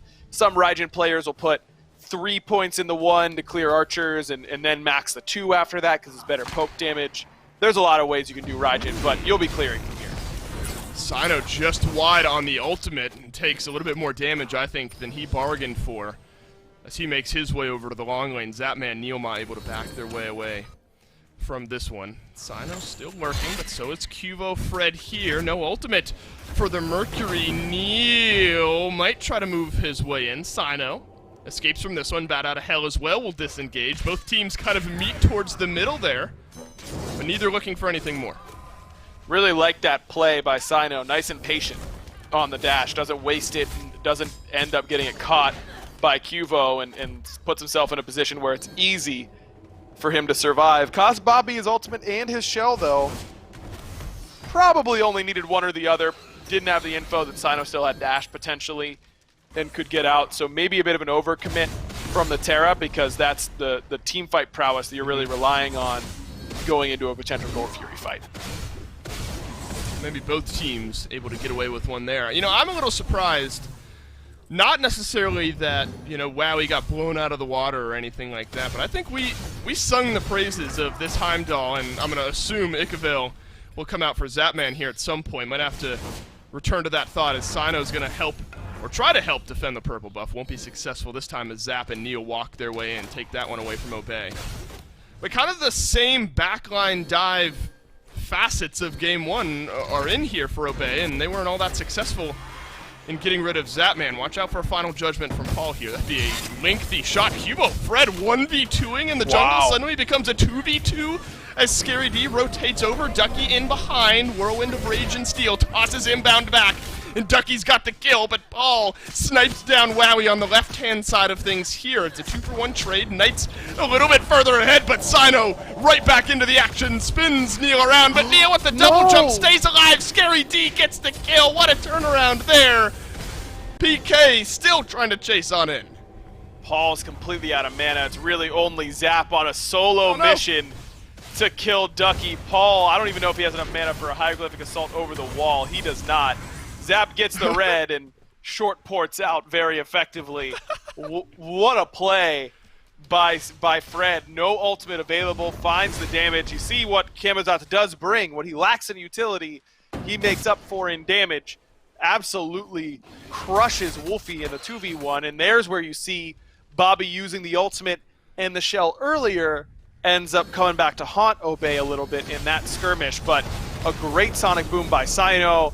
I don't know why Ducky didn't just dunk down onto Neil whenever Sino had him wrapped up in the special delivery. That one should have been guaranteed. Maybe Ducky felt like he needed to get more HP back in that somersault cloud, but think that should have been another kill for Obey. That seems like a no-doubter. And then it all rounds out with maybe the most dramatic red buff steal of all time by Zapman. Ult and then crystals away. A couple members of Obey are looking towards him. The thought I was having, though, is I'm a little surprised that Obey, you know, while Paul was maybe the root of the issue for Obey in Game 1, Zapman showed us that he's just fine boxing against this Mercury and this ROM as the game goes on. So admittedly, I'm surprised that Obey Alliance have gone for the same duo. I mean, it's just the option of trying to go for something that you can snowball these team fights with. I mean, overall, both of these duo lanes have kill potential in lane, but duo's really built for what you can do later on the vast majority of the time. People aren't making as many mistakes in the lane. Fair enough. PK, they're not going to make a mistake on this Fury. Zapman ult Watch out for Sino. Once more. Sino in on the backside. Sonic Boom rips through. Zapman down. Wowie. He's got the snipes and now Obey have a second. What a setup. What a flank from Sino. Around the backside of PK, it's Gold Fury for at least 2, and Neil's looking a little nervous. That's going to be 3 easily for Obey. Really greedy relic usage by Zap. Took the whole Sonic Boom CC duration, got wrapped up by special delivery, and he still saved the beams until the very last second, and by that time, it was far too late. Fred never got a chance to get his ultimate off. Got the one nice assist, was going to get the kill onto Wolfie, no doubt, but Scary ended up stealing his last hit.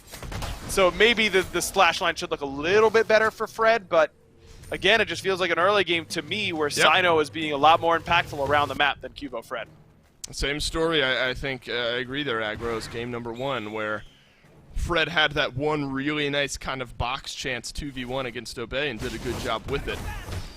But that was some of the concern I had raised about fight, turnaround, / initiation. Just feels a little bit maybe more consistent for this Mercury as far as setup and maybe some extra damage goes there. He's going to move his way over to the blue buff here. Scary D has been involved in a couple of these fights, maybe had a similar impact to what Ducky has had as well. It seems, though, that we haven't quite seen the spiral out of control Amaterasu solo carries a game that we might have a few months ago, or a few weeks ago, rather. Seems like she's fallen off a little bit. Maybe these nerfs hurt her more than we thought they were going to. Mifflin was saying earlier that he thinks Wukong is in that top tier right now, and I'm inclined to agree with him. I don't know if he's better than Ama right now, but teams seem to be prioritizing him higher than Ama. At least some squads are. And his success rate, just anecdotally, don't have Gore's spreadsheet pulled up in front of me, but feels like his success rate is maybe a little bit higher recently as well. Here, Sino clap those hands. You got to be worried about maybe where he's moving. 3 members of the Knights are going to make their way over towards Wowie, and that's just a little insurance policy on Zapman as the tier 1 tower in left ends up falling down here. Red buff spawning soon. We know what happened last time when PK attempted it. So I think smart here to back themselves away especially when you look at some of those, or when you see maybe the lack of wards that PK have around the back. That's what really turned around that Fury fight as well. When you can't see Sino, you got to be worried about where that Mercury's hiding. He's been very creative with his angle selection. I mean, it's not always just straight down the lane. It's coming through the jungle a little bit. It's going behind you from the jungle, which makes that ultimate even safer than it already is because you aren't jettisoning yourself directly into the enemy backline. You're launching yourself into your own backline, so you're nice and safe while still putting out your damage and setting up for your squad. Sino's hitting the point in the build now where he's going to be pretty impactful. He's got that Wind Demon completed, gives him crit, movements or attack speed and movement speed on the proc, but ultimately as well, it's 10% pen that you get after you use that, after you get a crit. So you feel pretty strong at this point in the Mercury build. To check back with you, the Sun Wukong has won 15 and lost 13. But I think that's on the rise. I think that's some data that's starting to change. This is all of Phase 2. So I think that's something you have to consider, because Amaterasu pretty high up there as well. She's 130. According to the data, it's only lost 14, so she's still doing just fine. But I think if you're looking at what's happened recently... No, I say that, but I agree with you. I think as of late, as far as not all of Phase 2, but just here as of recently... Listen, Dave, just because everyone loves your chair ads doesn't mean you get to contradict me with numbers, okay? That's not how this works around here. Yeah, right. It's facts, and we're not worried about that up to this point. That's right. Neil is paying for a Tier 1 tower with his ultimate here, as Obey are going to lock down the long lane Tier 1 tower of their own. So both teams have traded those out here. I'm just keeping my eye on this collapse here. Sino a little bit more central to PK, so they know where that Mercury is, but the setup still could fly on through. Zapman, no beads, if that's where Sino looks to go. Ducky a bit caught out here. Paul, Cubo Fred doing plenty of damage, but the Somersault Cloud will buy some time. Up and over he goes. Neil is going to blink through. Ducky has to use the beat, so he stays alive. The snipes from Paul. Oh, he's got the double around the corner.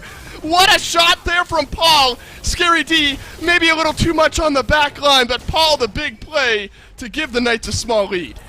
I just, Obey was doing it, Dave. They were out. They had gotten the Tier 2. They were chilling. Everything was good. And then they just kind of walk into traffic where all of PK is really coming from. Maybe they weren't going to ever be able to escape. Maybe they could not have gotten to themselves into a safe position because Paul had used his final judgment 1v1 up against Ducky and it had whiffed. That was just an evade and punish that did a ton of damage over the wall, brought some CC.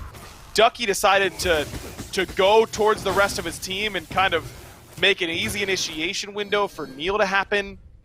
That was just a bit of a head scratcher for me. I feel like Obey Alliance could have gotten away much more easily than they did. I agree, that's a big one, and another example of Paul finding those shots that he needs to on this Thoth. Soul Reaver now for Paul, so the chunk damage will be there. Small collapse now from PK. Wolfie will be able to Thunder Crash his way out. Inbound dashes away as well. And the Raiju onto Zapman, my goodness, that's still half of his HP. Ducky, he wants more! The Sun Wukong blinks in. The crystal from Zapman, he's not going to make it away. Final Judgment flies through, but so does Sino in the opposite direction. It's a 1 for none, and Obey Alliance are happy to take that one and head back. Zaps beads, less than 10 seconds of cooldown left remaining on them, but he's been pretty greedy with his positioning all set so far. That's not the first time he's gotten punished for it. Now a couple ultimates missing as the Pyromancer taken down by Obey.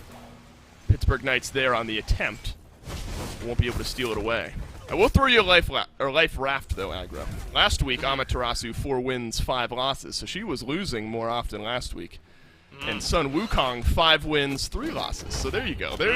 As of late, Sun Wukong has been winning a little bit more, and that's the last we'll talk of it, as I've now thrown you the upper hand maybe in this situation. But I think the worrying trend in Game 2 is that we're starting to see the same, I don't want to call it a crumble, because that's a bit dramatic, but the same maybe slowing down of what Obey did in Game 1, where again, they're a bit in the lead here as far as kills go, but the Knights just a couple of times have found these advantageous fights, and it's just kind of that vibe. Right, we're on vibe now, right? The vibe of this game just sort of tilts back towards the Knights, it feels like.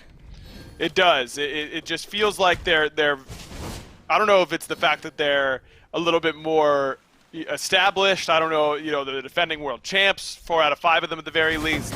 That they have that je ne sais quoi about them, but they just never feel like they are out of control of this game, even when Obey is the one largely pushing the pace as of late. It was Obey who grouped up on the left-hand side, forced PK to respond to them.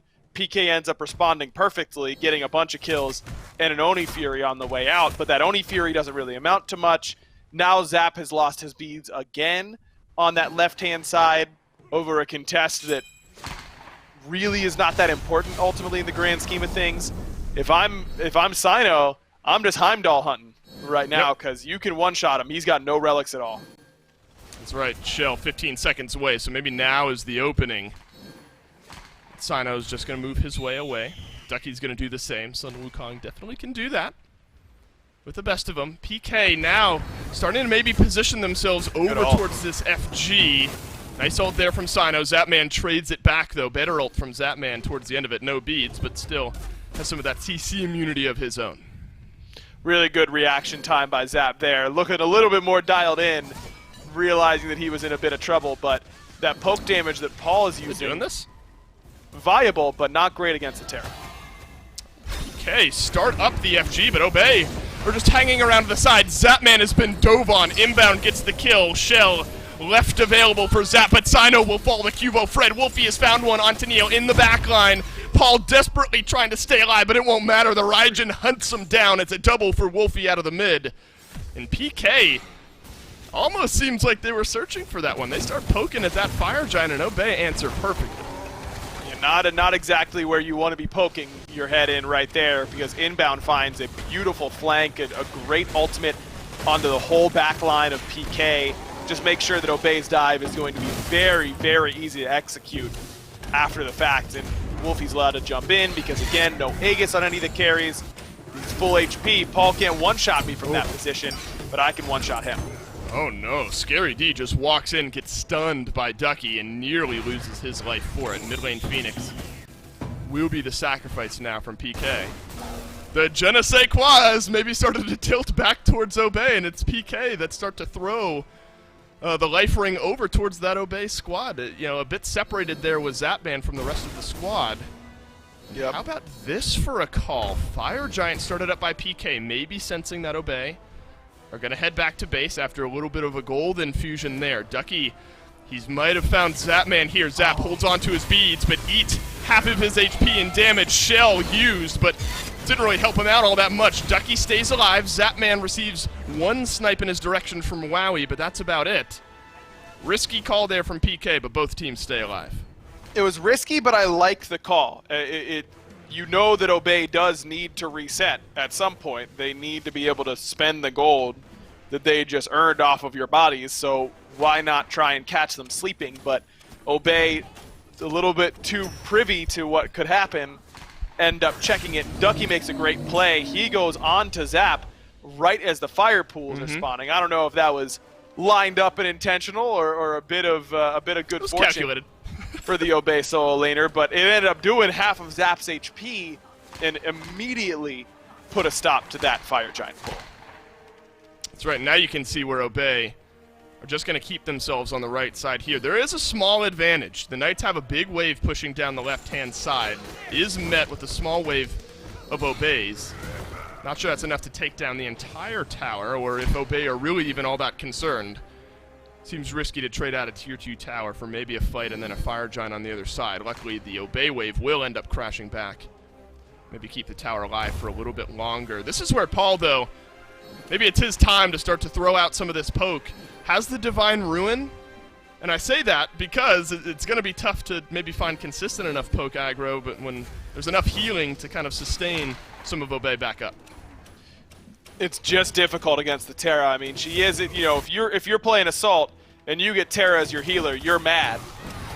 You're upset that they got Afro and you have Terra, but it still matters. It still matters a lot in little poke battles like this. Close there from Zapman on the steal, but instead it's Scary D who has to use the dazzling offensive defensive. This time up down from Ducky. Neilma awaiting in the wings. Ducky's going to stun him down, and Cuvo Fred will bat out of hell. One tick of damage, and then another to escape. Final Judgment sent through from Paul as well. And Obey Alliance and PK will draw the line once more. 4 ultimates exchanged per side, and 5 members strong we stand. Much ado about nothing. No, I guess it's not exactly nothing because 8 ultimates were used. The only 2 left standing are for the Hunters. Inbound has taken a large amount of damage here. Terra Sustain will be tested, and instead Obey Alliance realizing one of their most important frontliners, if not the most important frontliner, have to head back to base. No more on the FG. Have you started to see a little bit more out of Terra? I mean, maybe one example is, Terra dashing in. I think it was Aurora had a tough set on Terra a couple weeks ago, and wasn't sure how we feel about her then. Might have a chance to talk more about Terra after this FG fight as Wolfie has to Thunder Crash away. Cuvo Fred uses the beads. And there's just some more poke aggro, and we'll back ourselves away once more. But it's another set of beads burned. Bobby got 1 set on Paul right before they reset, and now Ducky pulls another, this time from Cuvo. That's 2 targets now that Sino has an opportunity to legitimately one-tap with his ultimate and the subsequent auto attacks. As long as as long as Paul isn't near Zap, that shell that he has won't matter. He won't get a chance to use it. Mid lane Phoenix now back up by PK. A couple more waves of fire minions to deal with, so that will be dealt with by the rest of the night. Sino, always got to walk around with that ultimate charge. You never know when an opportunity will swing itself in your favor, but here, Obey, instead of kind of continuing the dance around the FG, you're just going to work down some of these permanent objectives for PK. It's a tier 1 tower finally in the long lane that goes down. Just wondering where Sino, or when Sino rather, might elect to rip himself through. You saw, I think, one little bit of poke damage there. It's a Soul Reaver Op Shard again for Paul. Did massive damage over to inbound. Not easy to withstand Thoth poke at this point in the game. Some good dedicated magical defense from Bobby in the form of that Bulwark of Hope, but that's the only dedicated magical defense he has. Lotus Crown proc gives you some all prots, but it isn't exactly, it's only going to give you physical, I believe, on the base form. Not exactly easy to withstand that poke, even through your own healing at this point in the game. Thoth has just reached that point where it becomes a little bit hard to handle. This is sort of awkward for the Knights, unless this is exactly where they want Sino. 3 members of the Knights collapsing onto Sino. That means Obey Alliance have an advantage elsewhere. Sonic Boom into the Titan room. Goes the Mercury, but he's going to dash away beneath the mid lane. Phoenix beads. Aegis used. Final Judgment not needed. Paul will get it done. Actually, Final Judgment used just previously. So enough damage there from Paul to get down Sino. You're right. Left Phoenix getting whittled away. It's going to be close. That wave spawned just in time. I think that left side Phoenix will be still okay here for PK. Knights, they like this opportunity now. No more Sino to flank his way around the back. Neil walks in and will not walk out. Almost nothing to be done there from the Xing Qin. Scary D pops the Thorn, stays alive. Off to the left-hand side he goes. They're going to work on Ducky as the rest of Obey are starting to look towards Cuvo Fred. Oh, and Ducky turns around the 2v1 and stays alive.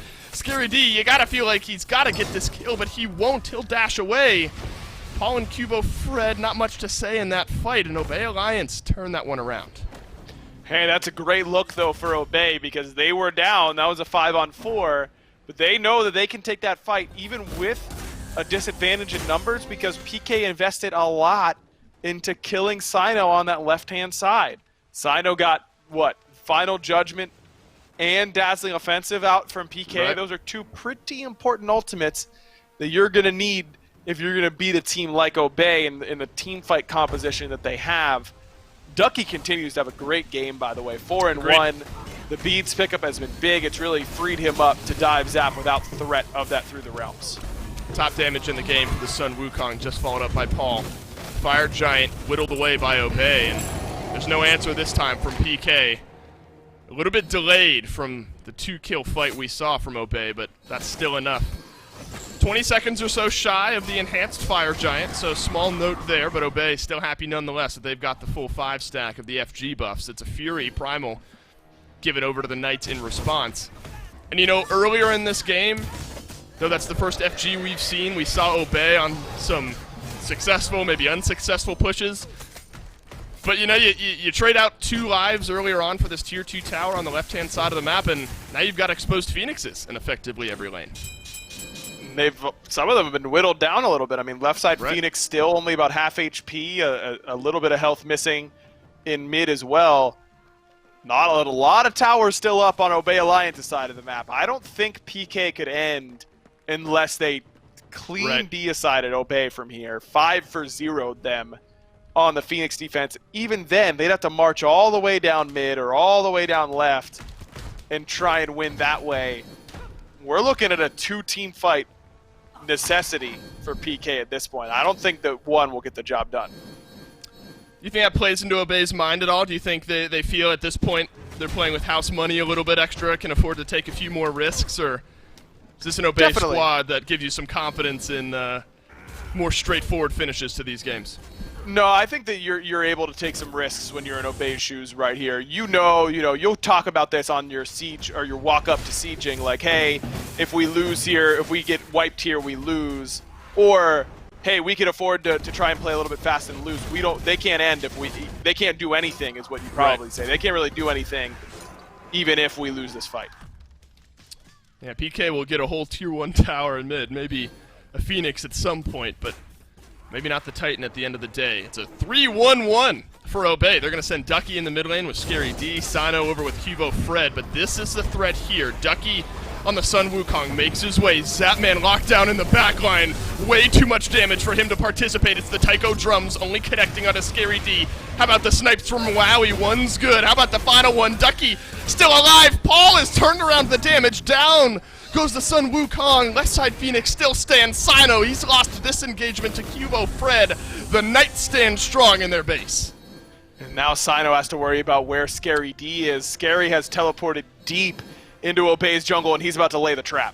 Oh, this could be big. In behind Sino is Scary D. No dazzling offensive, no ultimates for anyone across the board, and that means Zapman left exposed. Sino follows up the dash from Wolfie, and down goes the Heimdall. 4 versus 4. A little extra sustain from inbound, and the Knights will regroup and back themselves up. Left side Phoenix did end up falling at the end of the day. Man, I have no idea why Obey Alliance has a ward by their Alpha Harpy right there where Doug is. Why they have a ward there, I have no idea, but it may have just saved the game for them because they see Scary looping behind them that he had TP'd.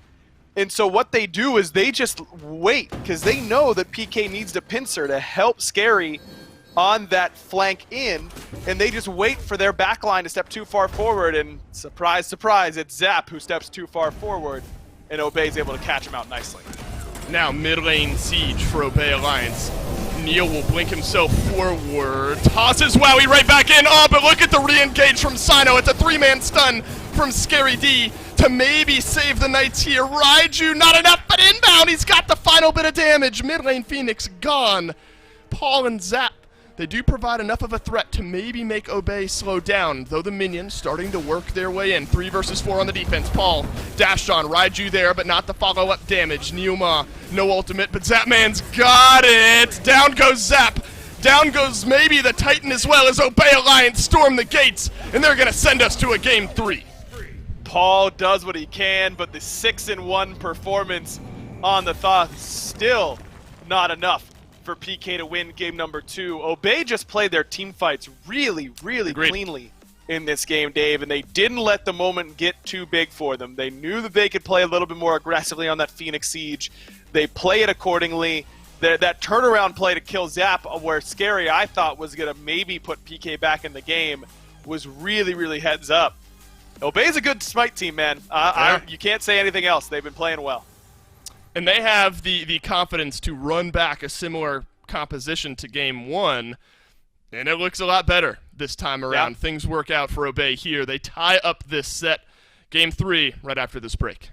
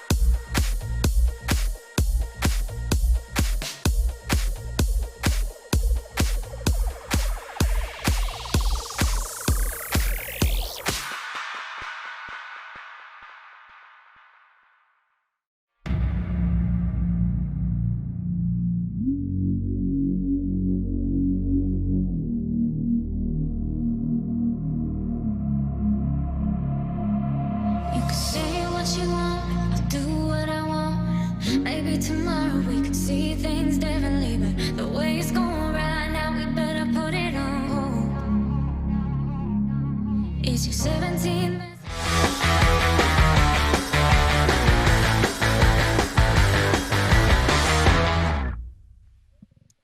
PK and Obey continue to battle it out here in this set, and Obey finding a way to rather handily take a game here to PK.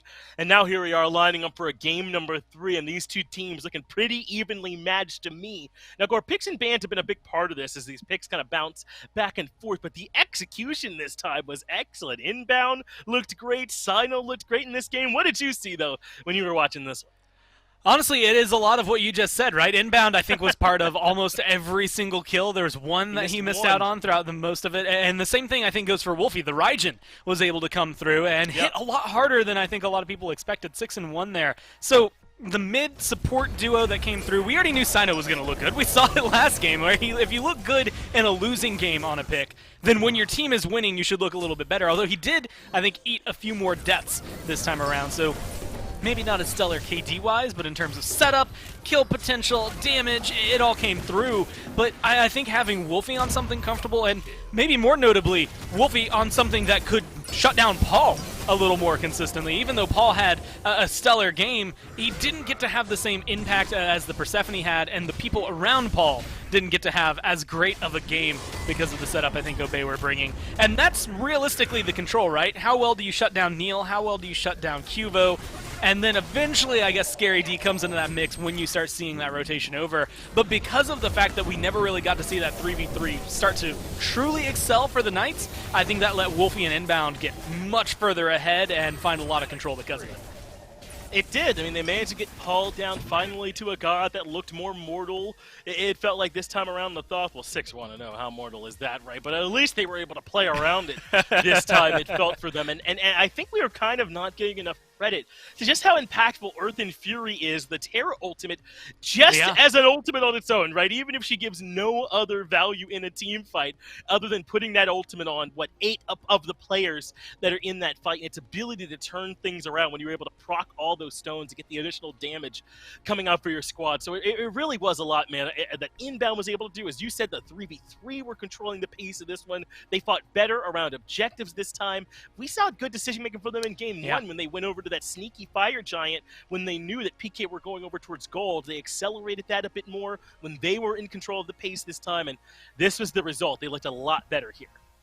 And if you looked at the KDs, you could see there's a really big difference between these duo lanes. The damage numbers that Wowie was putting out, but really just the kills. I mean, no kills between Neil and Zap, a lot of deaths that come out between them as well. They were much more well-handled, even though I think the game started off with me going, I can't believe Zap got out of that again the same way where he did in game 1. But they found a more consistent way to lock it down. And Neil, well, he proved one thing, and that's that my caster's curse, when I know you have a 100% win rate on a god, if I mention it in picks and bans, you're going to lose. It happened yesterday to Ghost, happened to him today, and so I plan to continue that and use my power for evil.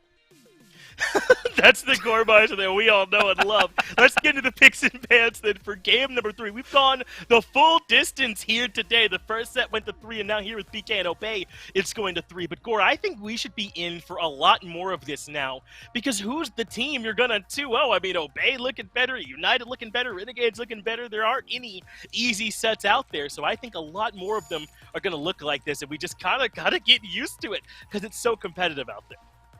Yeah, I'm actually really excited to see how they shifted up, specifically because when you're looking at it, Obey, I mean, we've been saying it for weeks, they really had what felt like 3 to well, let's say 8 gods, right, that they would shuffle in. You could have Cupid, Rom, maybe you could pull out another hunter there for Wowie that would be comfortable, but those two are the ones that have been the best. Wolfie has definitely expanded a little bit more. Had the Raw, was doing really well with Raw, now has a Raijin that works really well, is willing to pick up more in mid, but they felt a little more, well, just kind of straightforward. You knew what you were getting when you went up against Obey. It's what we were saying last picks and bans, because Raw, Ymir, presumably either, something like a Cupid, maybe a shot over there towards Sino to try and control him. But they were always pretty easy to predict because what was working for them, they played every week until people started banning it.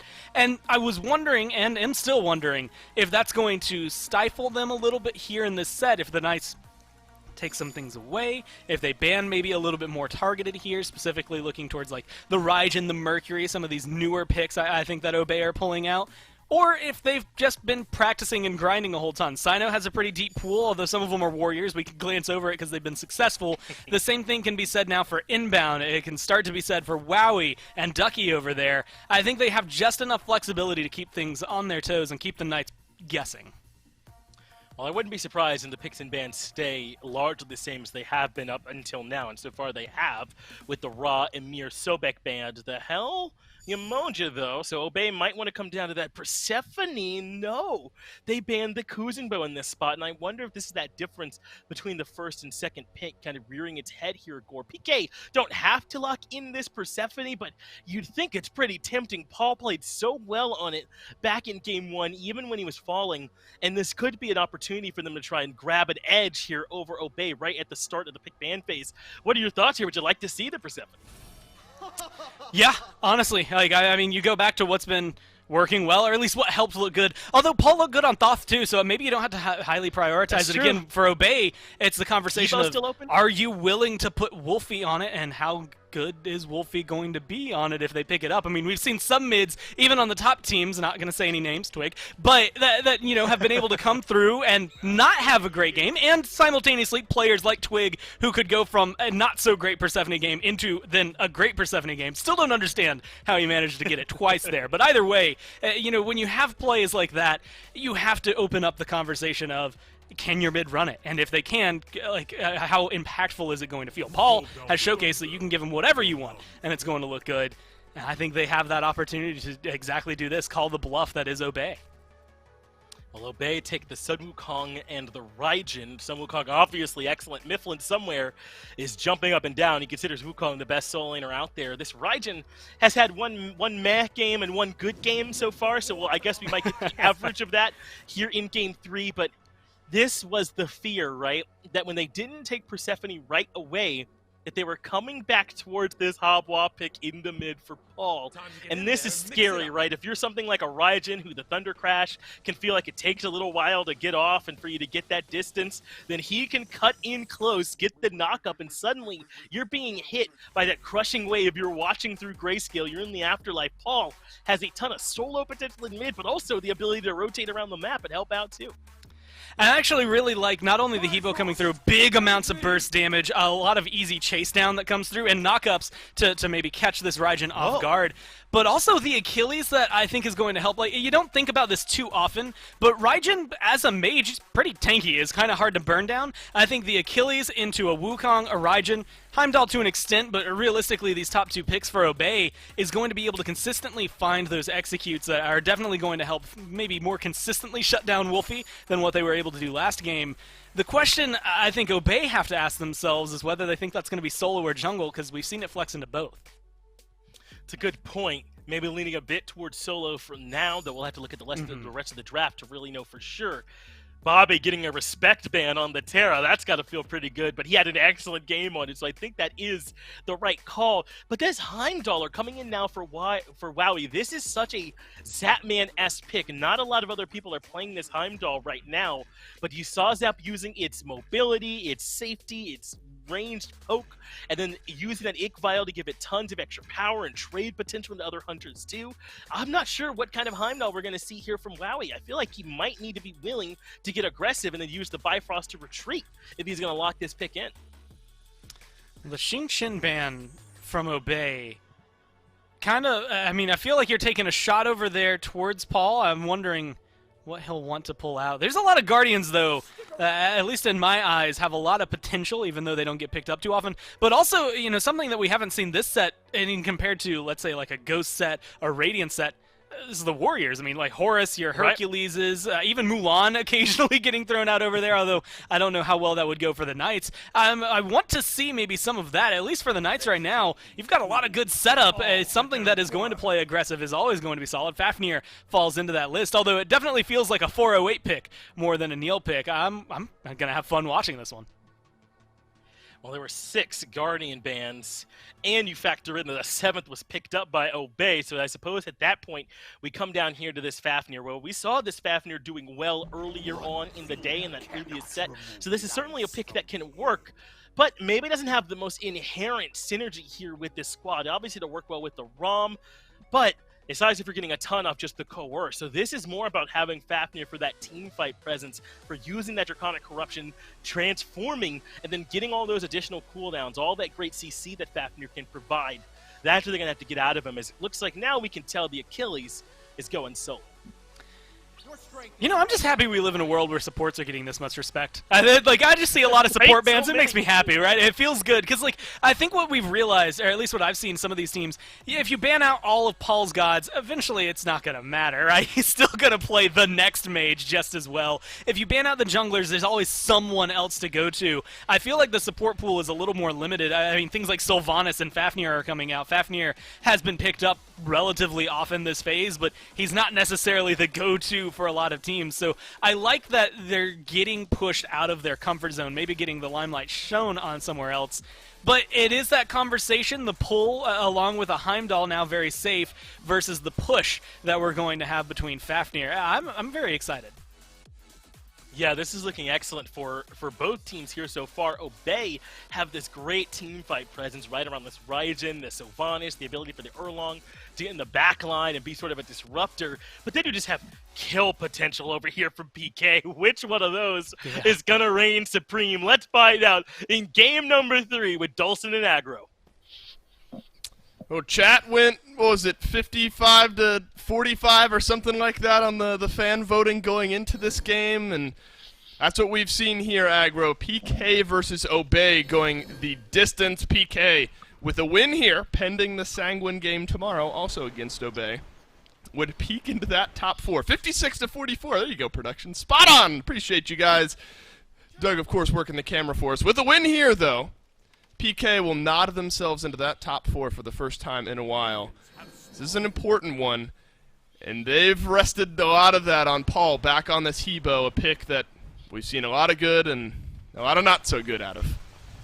It's just been, look, when PK is struggling so much against the top-end teams, Paul's playing Hebo no matter what. I mean, he's picking this god often. So if they're going to struggle with a Hebo on their side. I don't think that Paul's Hebo has been a main problem for this Pittsburgh Knights team consistently. Not that he's been playing flawlessly either. And, you know, I just don't want people to be in my mentions about how Paul's getting too much hate. I just don't want to read those tweets, so don't send them to me.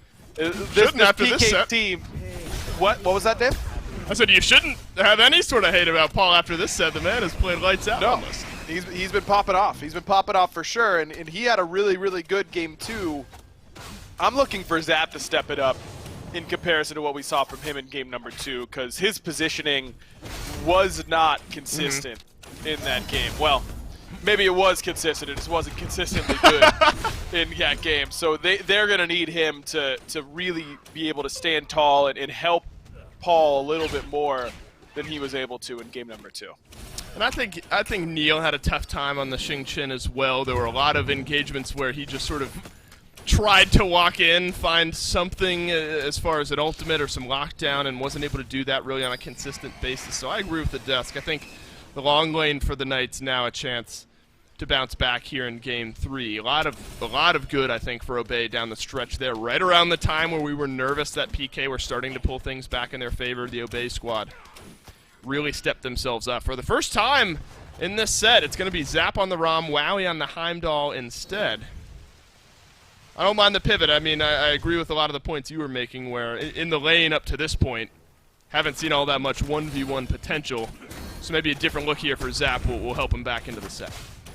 And I think it will. I think that was just a little bit of an off game for him. He's been playing well throughout phase 2, so I'm not too concerned for what he's going to be throwing out there in this game. And for the same reason, I'm not too worried about Neil either. I agree that the Xing Chen game wasn't particularly impactful, but I think a lot of that was credit to Inbound and how well he was playing on the Terra, which is a tough matchup for Xing Chen because Terra's passive basically negates Xing Chen's 2 and his ult. That when half your kit is taken off the board in terms of its effectiveness, you're not exactly going to have a great game the majority of the time. Credit to Obey and Inbound for picking up that Terra and having a good counter pick available. But I'd expect Neil to be okay on this Fafnir. Agreed. We have seen good things from the Fafnir.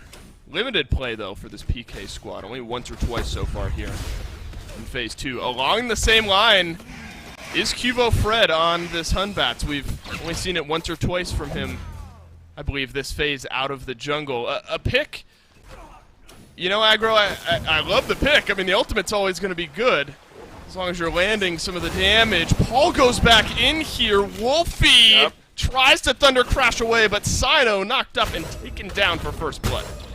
Didn't get a chance to see all of that little skirmish in the mid lane, but Sino was the one who wanted it. He blinked in order to get that started. Blink, pin into knockup, and Wolfie's damage just wasn't quite there because he wasn't level 5 at the time. And the fact that Paul also was not level 5 was a big factor as to why Sino went for that in the first place. No mobility for him with, again, this blink start in the mid lane, but it gets its value even though he doesn't have the beads to save him from the CC chain earlier. That re-engage on the blink water hands into the knockup was critical for the first blood. Cubo Fred is the one who benefits with the first blood overall. There is now confirmation that it's only one game so far in Phase 2. Cubo Fred has won on the Hunbats. Only played once, so 100% win rate. 1-for-1 for Cubo Fred. And I like this pivot here for PK.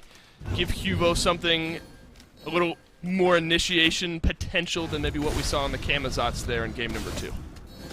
I agree. I think that overall Fred has just struggled to match the same intensity as Sino in a lot of the early games in particular so far.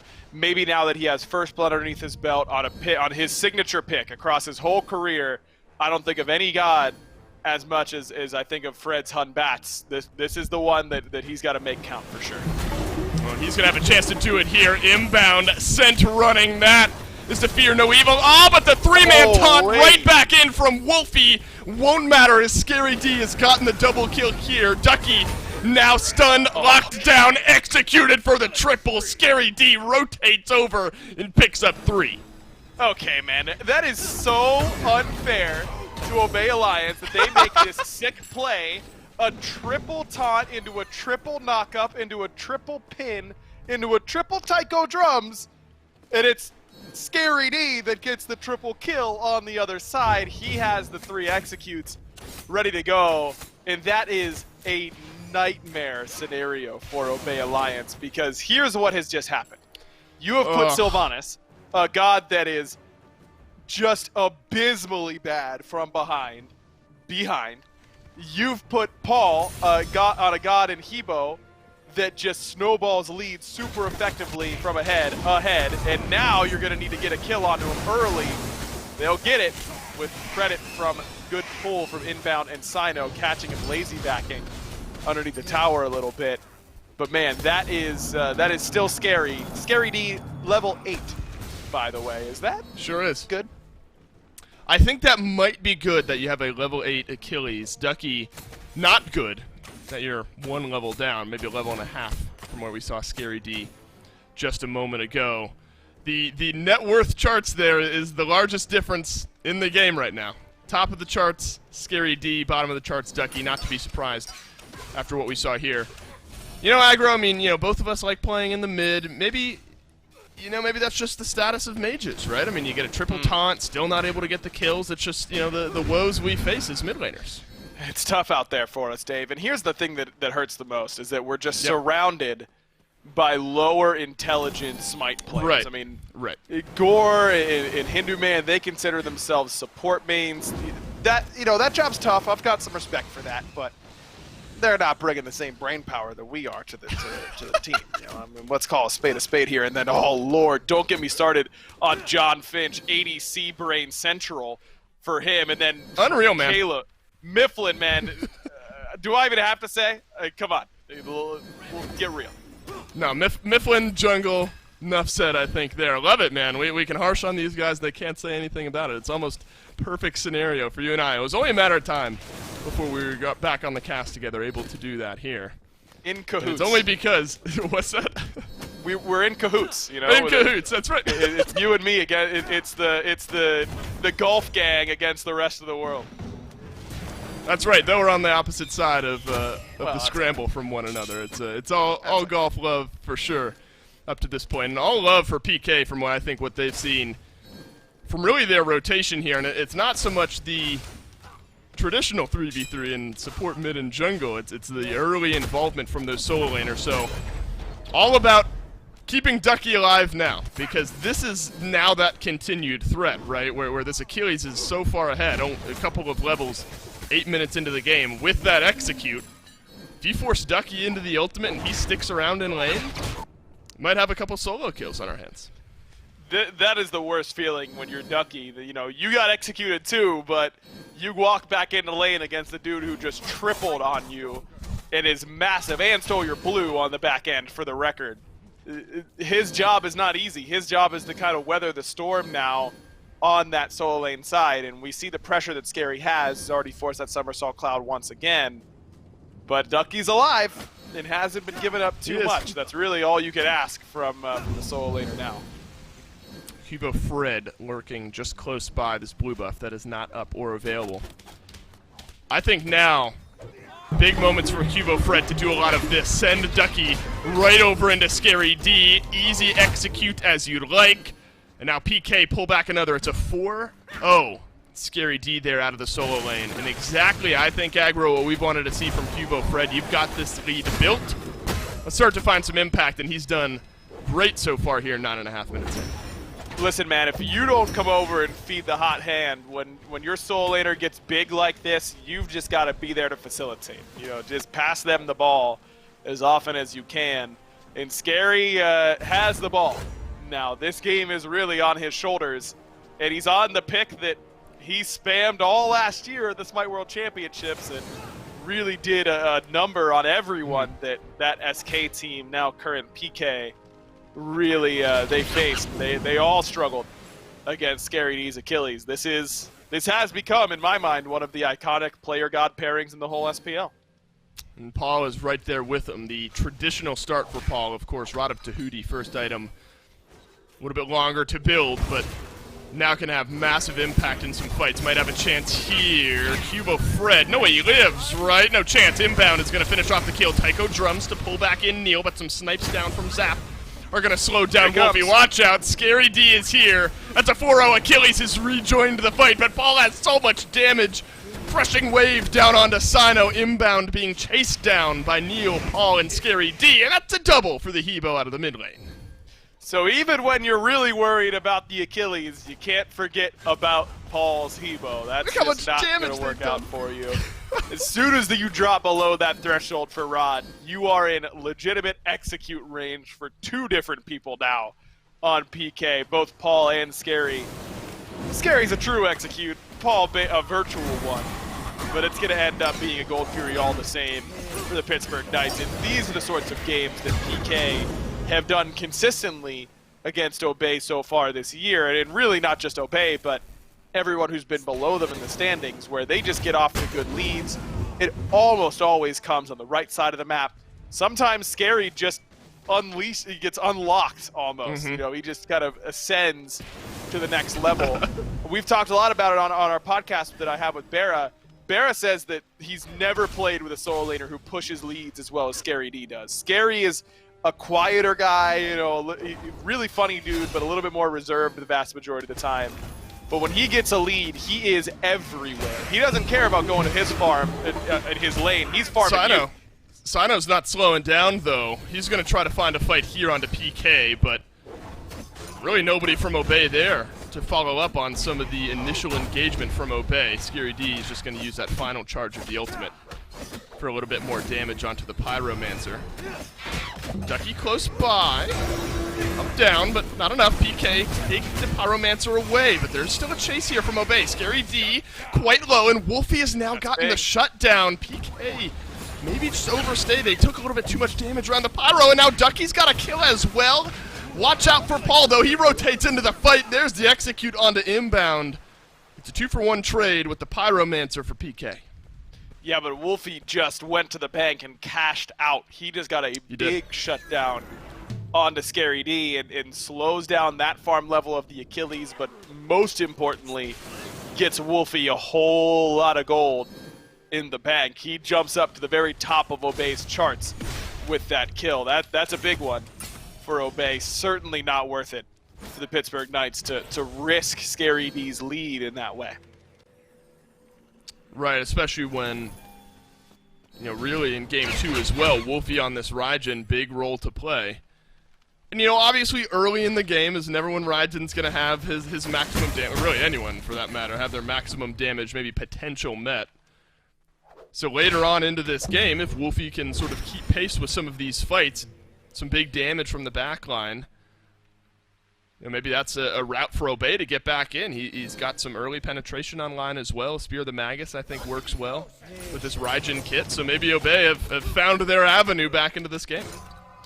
Certainly a possibility. I mean, the poke damage from Wolfie can be really, really annoying for someone who's a little bit lower range like Paul on this Hebo. You have to max range a water spout, but if that's down, you're kind of at the mercy of the Raijin damage, and Wolfie at this point will do lots of it. This is the Phase 1-esque double pen build that was very popular back then. It's lost some pen since then, and therefore a lot of its effective power, but still a pretty solid build on some characters, Raijin included, because he does do enough damage to utilize it at this point in the game. Watch out, Zapman. Taunted from Sino. Oh, but the Fear No Evil perfectly timed. Down goes Sino once more. 0-4 for the Obey jungler. A tale of two sides truly here in this game. Scary D, some decent ward coverage, so he knows when he's able to get a little bit more aggressive onto Ducky here. Paul, oh my god, perfect. Nearly double taps Wolfie there and has so much damage that Wolfie really did not stand a chance, even if inbound was hanging close by. That's just too easy for Paul. That's the thing about this guy in the mid lane, man. You don't get many 1v1s in mid. I'd say it's the role where you get the least of any of the lanes, no doubt. Right. But Paul, you just can't leave your mid laner on an island against him. I don't care who it is. He's just too good in that situation. And now Wowie left on an island here. The crystal enough to take him out to safety, but it's a tier 2 tower that goes down. Paul, no crushing wave. Big pin from Sino, but yet again, the Erlong Shen left without all that much support from the rest of Obey. Scary D, oh no, not the Achilles again. That's the 6th kill of the game for Scary D. PK locked down a tower, locked down a couple of kills, and they'll reset. Look, Sino's running it down a little bit here, right? I mean, he's 0-5, he's 4 levels down at this point, but I understand the mentality that he's bringing to these fights, and that Obey will lose this game as its current trajectory suggests. This game will be a PK victory from this position. So Sino can't just sit around and let PK farm until they're good and ready to end.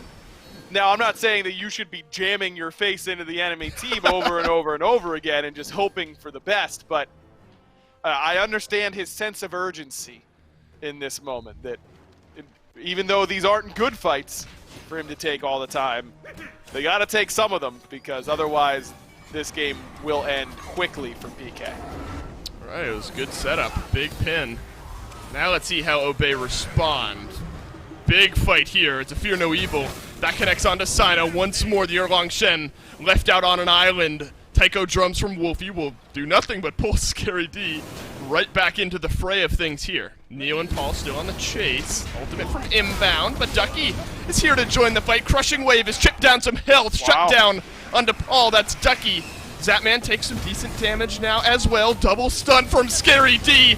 He might have the big execute now as well, waiting for the next bit of threshold. Wowie will peel out for his mid laner, take the crystal, but it's like 10 feet off to the side, and Scary D drops right back down. Does Wowie have the damage? He does here, but Zapman does as well. It's a 2-for-2 trade, maybe the best PK, or Obey rather, could hope for. Yeah, overall 3-for-2, because don't forget Sino died quickly. Right. Kind of easy to miss that one. It happened in the blink of an eye, but at the end of the day, it's still very worth it for Obey Alliance to put themselves in this position, because they're down. If they can take these scrappy, no reason fights and come out, only losing one additional member, and it's one of your lowest level members, and that's pretty good for you at this point. That was a good fight for them. Paul just didn't expect how much damage Ducky was going to do. He's really gone into this very power-heavy build. Right. With the Soul Eater straight into the sledge. I don't think that Paul expected the Wukong to deal as much as he did. That's right, Ducky still a couple levels behind Scary D. But still definitely has that potential to do big damage to any of the squishies there in the back line. Finally, the Fury goes down for PK. Those are Oni minions. Because really, all things considered, still a lot of pressure, in the mid lane, still to be pushed down on the right-hand side as well. Earlier sieges unlocked that left side Phoenix. But this is now maybe a moment where PK start to pivot themselves over towards this right-hand side and look for some pressure there. This is a little bit more like the scenario I was talking about in game number 1, where teams with Fire Giant are really far ahead, and Obey can't really afford to stake their game on a 1,500 gold tower in a tier 2. You kind of have to accept that PK is likely going to get those either way and just end up fighting on your Phoenixes and doing things like this, giving up Fire Giant and trading it for guaranteed global gold in the form of the tier 2 and left. I just can't imagine Obey is willing to set a defense on a tier 2. They need to use the map to its fullest advantage, find yourself in the most advantageous position for a defender, which is underneath your Phoenix. Right, the odds of that paying off, that being, potential fight or steal around the FG, next to none. So Obey at least getting something, while we know the Knights are going to effectively take what they please here. Now it's the Pyromancer and the reset.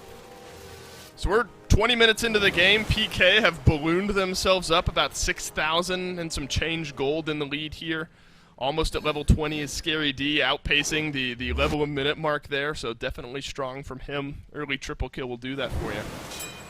But you gotta wonder how Obey might feel about some of that siege defense on their end. Wolfie's starting to build a little bit of extra penetration there as well, so maybe the Raijin has something to say here. On the back foot, albeit. I mean, he's got a lot of damage, and I like that Wolfie's building damage this time around. No Spirit Robe or Breastplate or Contagion or anything like that, like we've seen from him a lot, not only in previous sets, but even today, building a lot of Breastplate of Valors. You're not buying enough defense to withstand the level 20 Achilles at this point in the game, or the level 18 Hebo. Those items don't exist in Smite that would give you enough defense to survive that. Build damage. See if you can take 1 or 2 down with you. That's your job as the mid laner, and I like Wolfie's build for that. Sure is. Neil will stun Inbound, and Inbound will eat half of his HP as a result. Just backing away. Again, smart. That's what we expected from this Obey team in the current situation. Back themselves away, but Neil presses the go button here. Coerce drops down, and the Frenzy as well. This PK team, they're going to start swinging or something here in a second. Sano moves in. The Fear No Evil will send the Erlong Shen back to the graves. Nice that man pull. pulled back in. At least a trade back now for Obey. And the mid lane Phoenix still alive. Ducky left alone. Somersault Cloud will push him to safety. Listen, Sino goes in and insta-dies for it, but that's his job in that moment. He doesn't have a choice but to try and make that play, just like Ducky doesn't have a choice on whether or not he will survive the onslaught from PK. This Phoenix Siege isn't going to be easy. Cubo's half HP, no blink, no ultimate rather. I don't know that this is free. Watch out for Paul. He's got the crushing wave. He's got the kill. Double kill for Paul on the Titan dive while the mid lane Phoenix still stands. This might just be the game. We're 22 minutes into it here. 4 members strong for PK. It's Wowie. It's Sino against the rest of the Knights, but half HP is enough to make PK think twice. Sino will toss out the triple pin for good measure, and PK will back away. Listen, I like clearly Obey Alliance, forgot that Paul is an alpha male who has blink and is gonna get in there no matter what. And he gets in there and he finds a double ultimate and makes that one really easy to see. So that's my bad. I called that incorrectly, and I feel partially responsible for not preparing our viewers for the slaughter they were about to witness. That's on me. Yeah, unfortunately, Obey were not prepared for it either, and now it's just going to get worse. I mean, now in back-to-back games, sort of goes without saying, but really the tipping point, if we haven't already reached, is when Paul has gotten the Soul Reaver plus Obshard online. So if anyone from Obey steps forward, they need to be thinking twice about the decisions they've made. Wolfie has the Aegis, but back onto cooldown. You know, Wowie will still have it there as well. Sino does not have the Aegis to stay alive. It's sort of this multifaceted approach for PK where even outside of Paul, Scary D still so strong. Zatman has reached that pivot point as well. It's an uphill fight through and through, and I think smart that Obey doesn't even bother with the Fury. No chance for them to contest that gold. They really, unless they can find a cheeky pick here, but Fred paying plenty of attention is going to spot them out and then not get picked. I mean, I don't even think they can contest fire. They're down over 10K just 23 minutes into the game. They have to make another defense happen on Phoenix. And they seem to agree with you here. They'll backpedal away. 20 seconds left on the Fire Giant respawn. And, you know, that's tough. I mean, the Obey, we had maybe some hope there for the Obey defense, but obviously ill-prepared for the sheer amount of damage that Paul was pouring out. They're going to have to do it again here. They're going to have to face down the barrel of this Hebo that is now 7, 2, and 8 and find a way to make an answer for it, especially when Neil is going to transform, coerce, frenzy. I mean, there's just way too much, it seems, of offensive dives. You throw the blinks into the pool there as well. It's very obvious, but in all the right ways, I think, for PK on how they want to play things here. The answer from Obey, though, maybe push down this left-hand side. So Sino's going to end up going back with Wowie as well. Good job by Wowie to push down that left side, though, and really put that wave near the Phoenix. In fact, Scary backs just to try and escort this wave up this left-hand side. I don't think he'll stay here for long. He has the upgraded teleport in order to join PK on the siege if they want, but looks like they're going to play it nice and slow, not try and waste their time trying to go 4v5. They'll let Scary hard push this wave, and this is where wave management is so important. How many times in your ranked games do your teammates just sit there and wait until the minions come to them? Oh wait, on their always. Phoenix? They're right, always.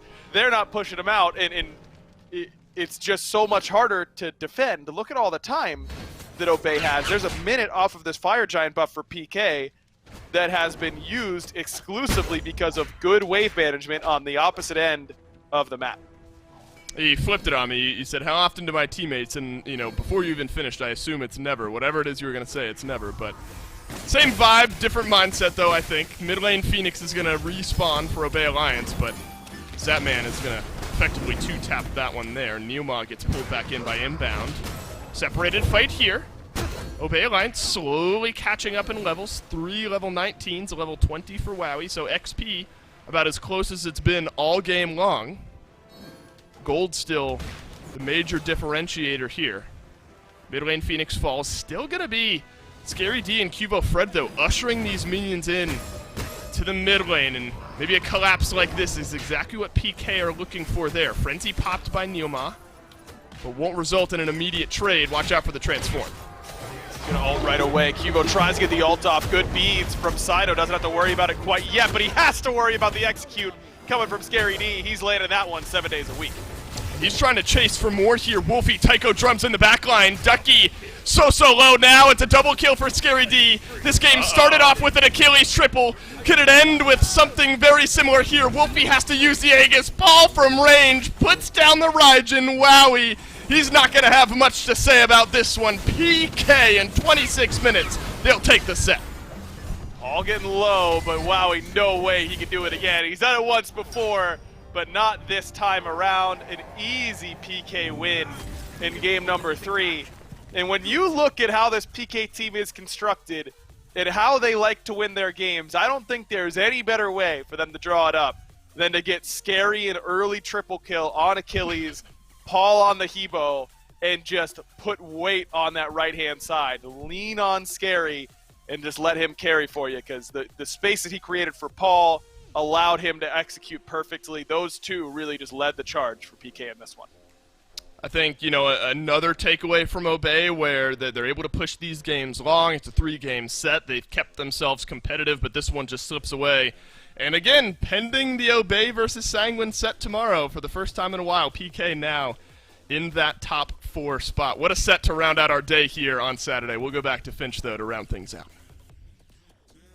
Thanks, Dolson. That top 4 spot well earned here for PK as they were able to take that win over Obey just now. And as they just highlighted, man, this is a characteristic win for PK. I mean, at a certain point, you cannot ban everything from Paul, but letting the Hebo through does kind of feel like a bit of, I don't know if I want to say oversight, but that is the strain that you're put under when you're trying to pick ban up against PK Gore. It's difficult to figure out what you can take away from them and what you can afford to let them have, because apparently Scared you can just pull out the Achilles at any point and just run you over.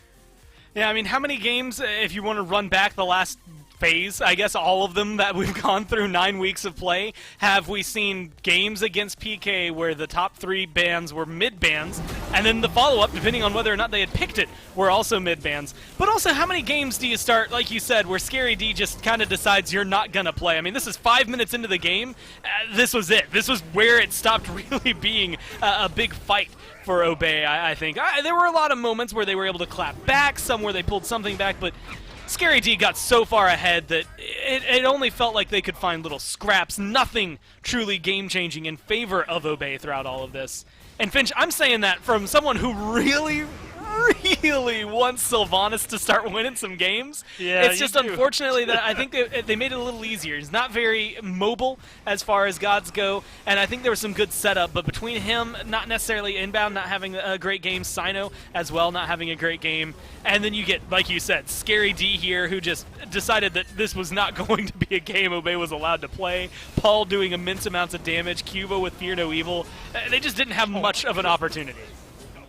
No, I mean, no, they really didn't. And this is one of those games that I think that if this had been game 1 and you're Obey, you can kind of write this one off, right? Because you weren't very much in this kind of from the beginning of the game. They started to run away with it once this snowball got rolling and Scary and Paul really got into a rhythm. So I think that if this hadn't been game 3, that we wouldn't even be looking at this as such a negative thing. Obey certainly played well throughout this set, right? We saw that inbound certainly could play the Terra. Wolfie on this Raijin is not that bad. He's able to pretty consistently get good taiko drums and have good positioning in the fight. It's just a question of can they link all that together, chain all that together throughout a set into a W. At least here this time up against PK, they weren't able to. I mean, 10, 2, and 10. It's kind of my job to talk about the game, but that kind of KDA, it speaks on its own. Yeah, and then, like, in case that one's not enough for you, let's go to Paul. 8, 2, and 10, right? He's just 2 kills off of what Scary D was able to accomplish. Yeah. That, like you said, speaks on its own. Both of them, 21,800 and some change damage. And this is, so when I first started playing Smite, 2012, the thing that gets me into the game is Hebo. He was my first diamond. He is probably my most played god outside of something like Ymir. Maybe Terra now is up there because I have nothing but support under my belt. Athena as well. But I am still constantly surprised by how much damage Hebo does every time. Even when I'm playing him, I just hit one and I'm like, oh, that was an ability. Like, I have 3 seconds and that's gonna be back, and I get to keep doing that. And that was Paul that game. Like, just everything off cooldown, ready for it, whether it was a knock-up, damage, his ult, or all 3 of his ults. We know how it's viewed. It just always seemed to be there, and that damage was insane because of it. Had a lot of stuff at his disposal. Let's take a look at those standings. We talked about it already. PK, at least for now, the owner of that number 4 spot, and really could probably even have their sights set on Radiance's position, considering the slump that they have been in. Who knows where this PK team could ascend to, considering that some of these other teams are going through some rough patches and other teams are starting to improve, making it easier for teams to have rough patches. So PK at that 7-6 and 4th place now could certainly be doing even more shifting throughout this next day and even the next week or 2. And then, of course, there's still plenty of games coming up on Sunday for you all to take a look at as well. Ghost Gaming versus Radiance is exactly the one I was talking about, where if Radiance lose that, they're now tied with PK really for 3rd. And then if Sanguine lose to Obey, that gives them even more breathing room. A lot to watch coming into tomorrow. And then, like you said, looking at tomorrow, where Radiance and Sanguine end up is going to be big. But you also have to look at PK's next week, kind of, again, keeping in the grand scheme of things. On Friday next week, they're playing up against Renegades. That should be a match that, at least as of right now, they should control. If they're taking wins off of Radiance, off of Obey, off of V United, off of all these other teams, they should theoretically have that one underhand. But they will also have their metal tested, because later that week they will be going up against SSG. So there's still a little bit of stress in there to try and figure out if you can rise to third. Can you maybe punch even further up? Can you take a game off of someone that has only lost to Ghost Gaming so far this phase? There's a lot of questions to be had, and right now I'm here for the rise. I'm ready to jump on the tide, onto the wave, and see how far it goes. You kind of have to be, man. If you're a fan of the SPL, then this is exactly what you want to see. All these teams starting to compete as we get closer and closer to Worlds and the biggest types of events happening. Thank you all for watching. I appreciate your production for making all of this stuff happen, giving us some great games to watch, and we will see you all tomorrow.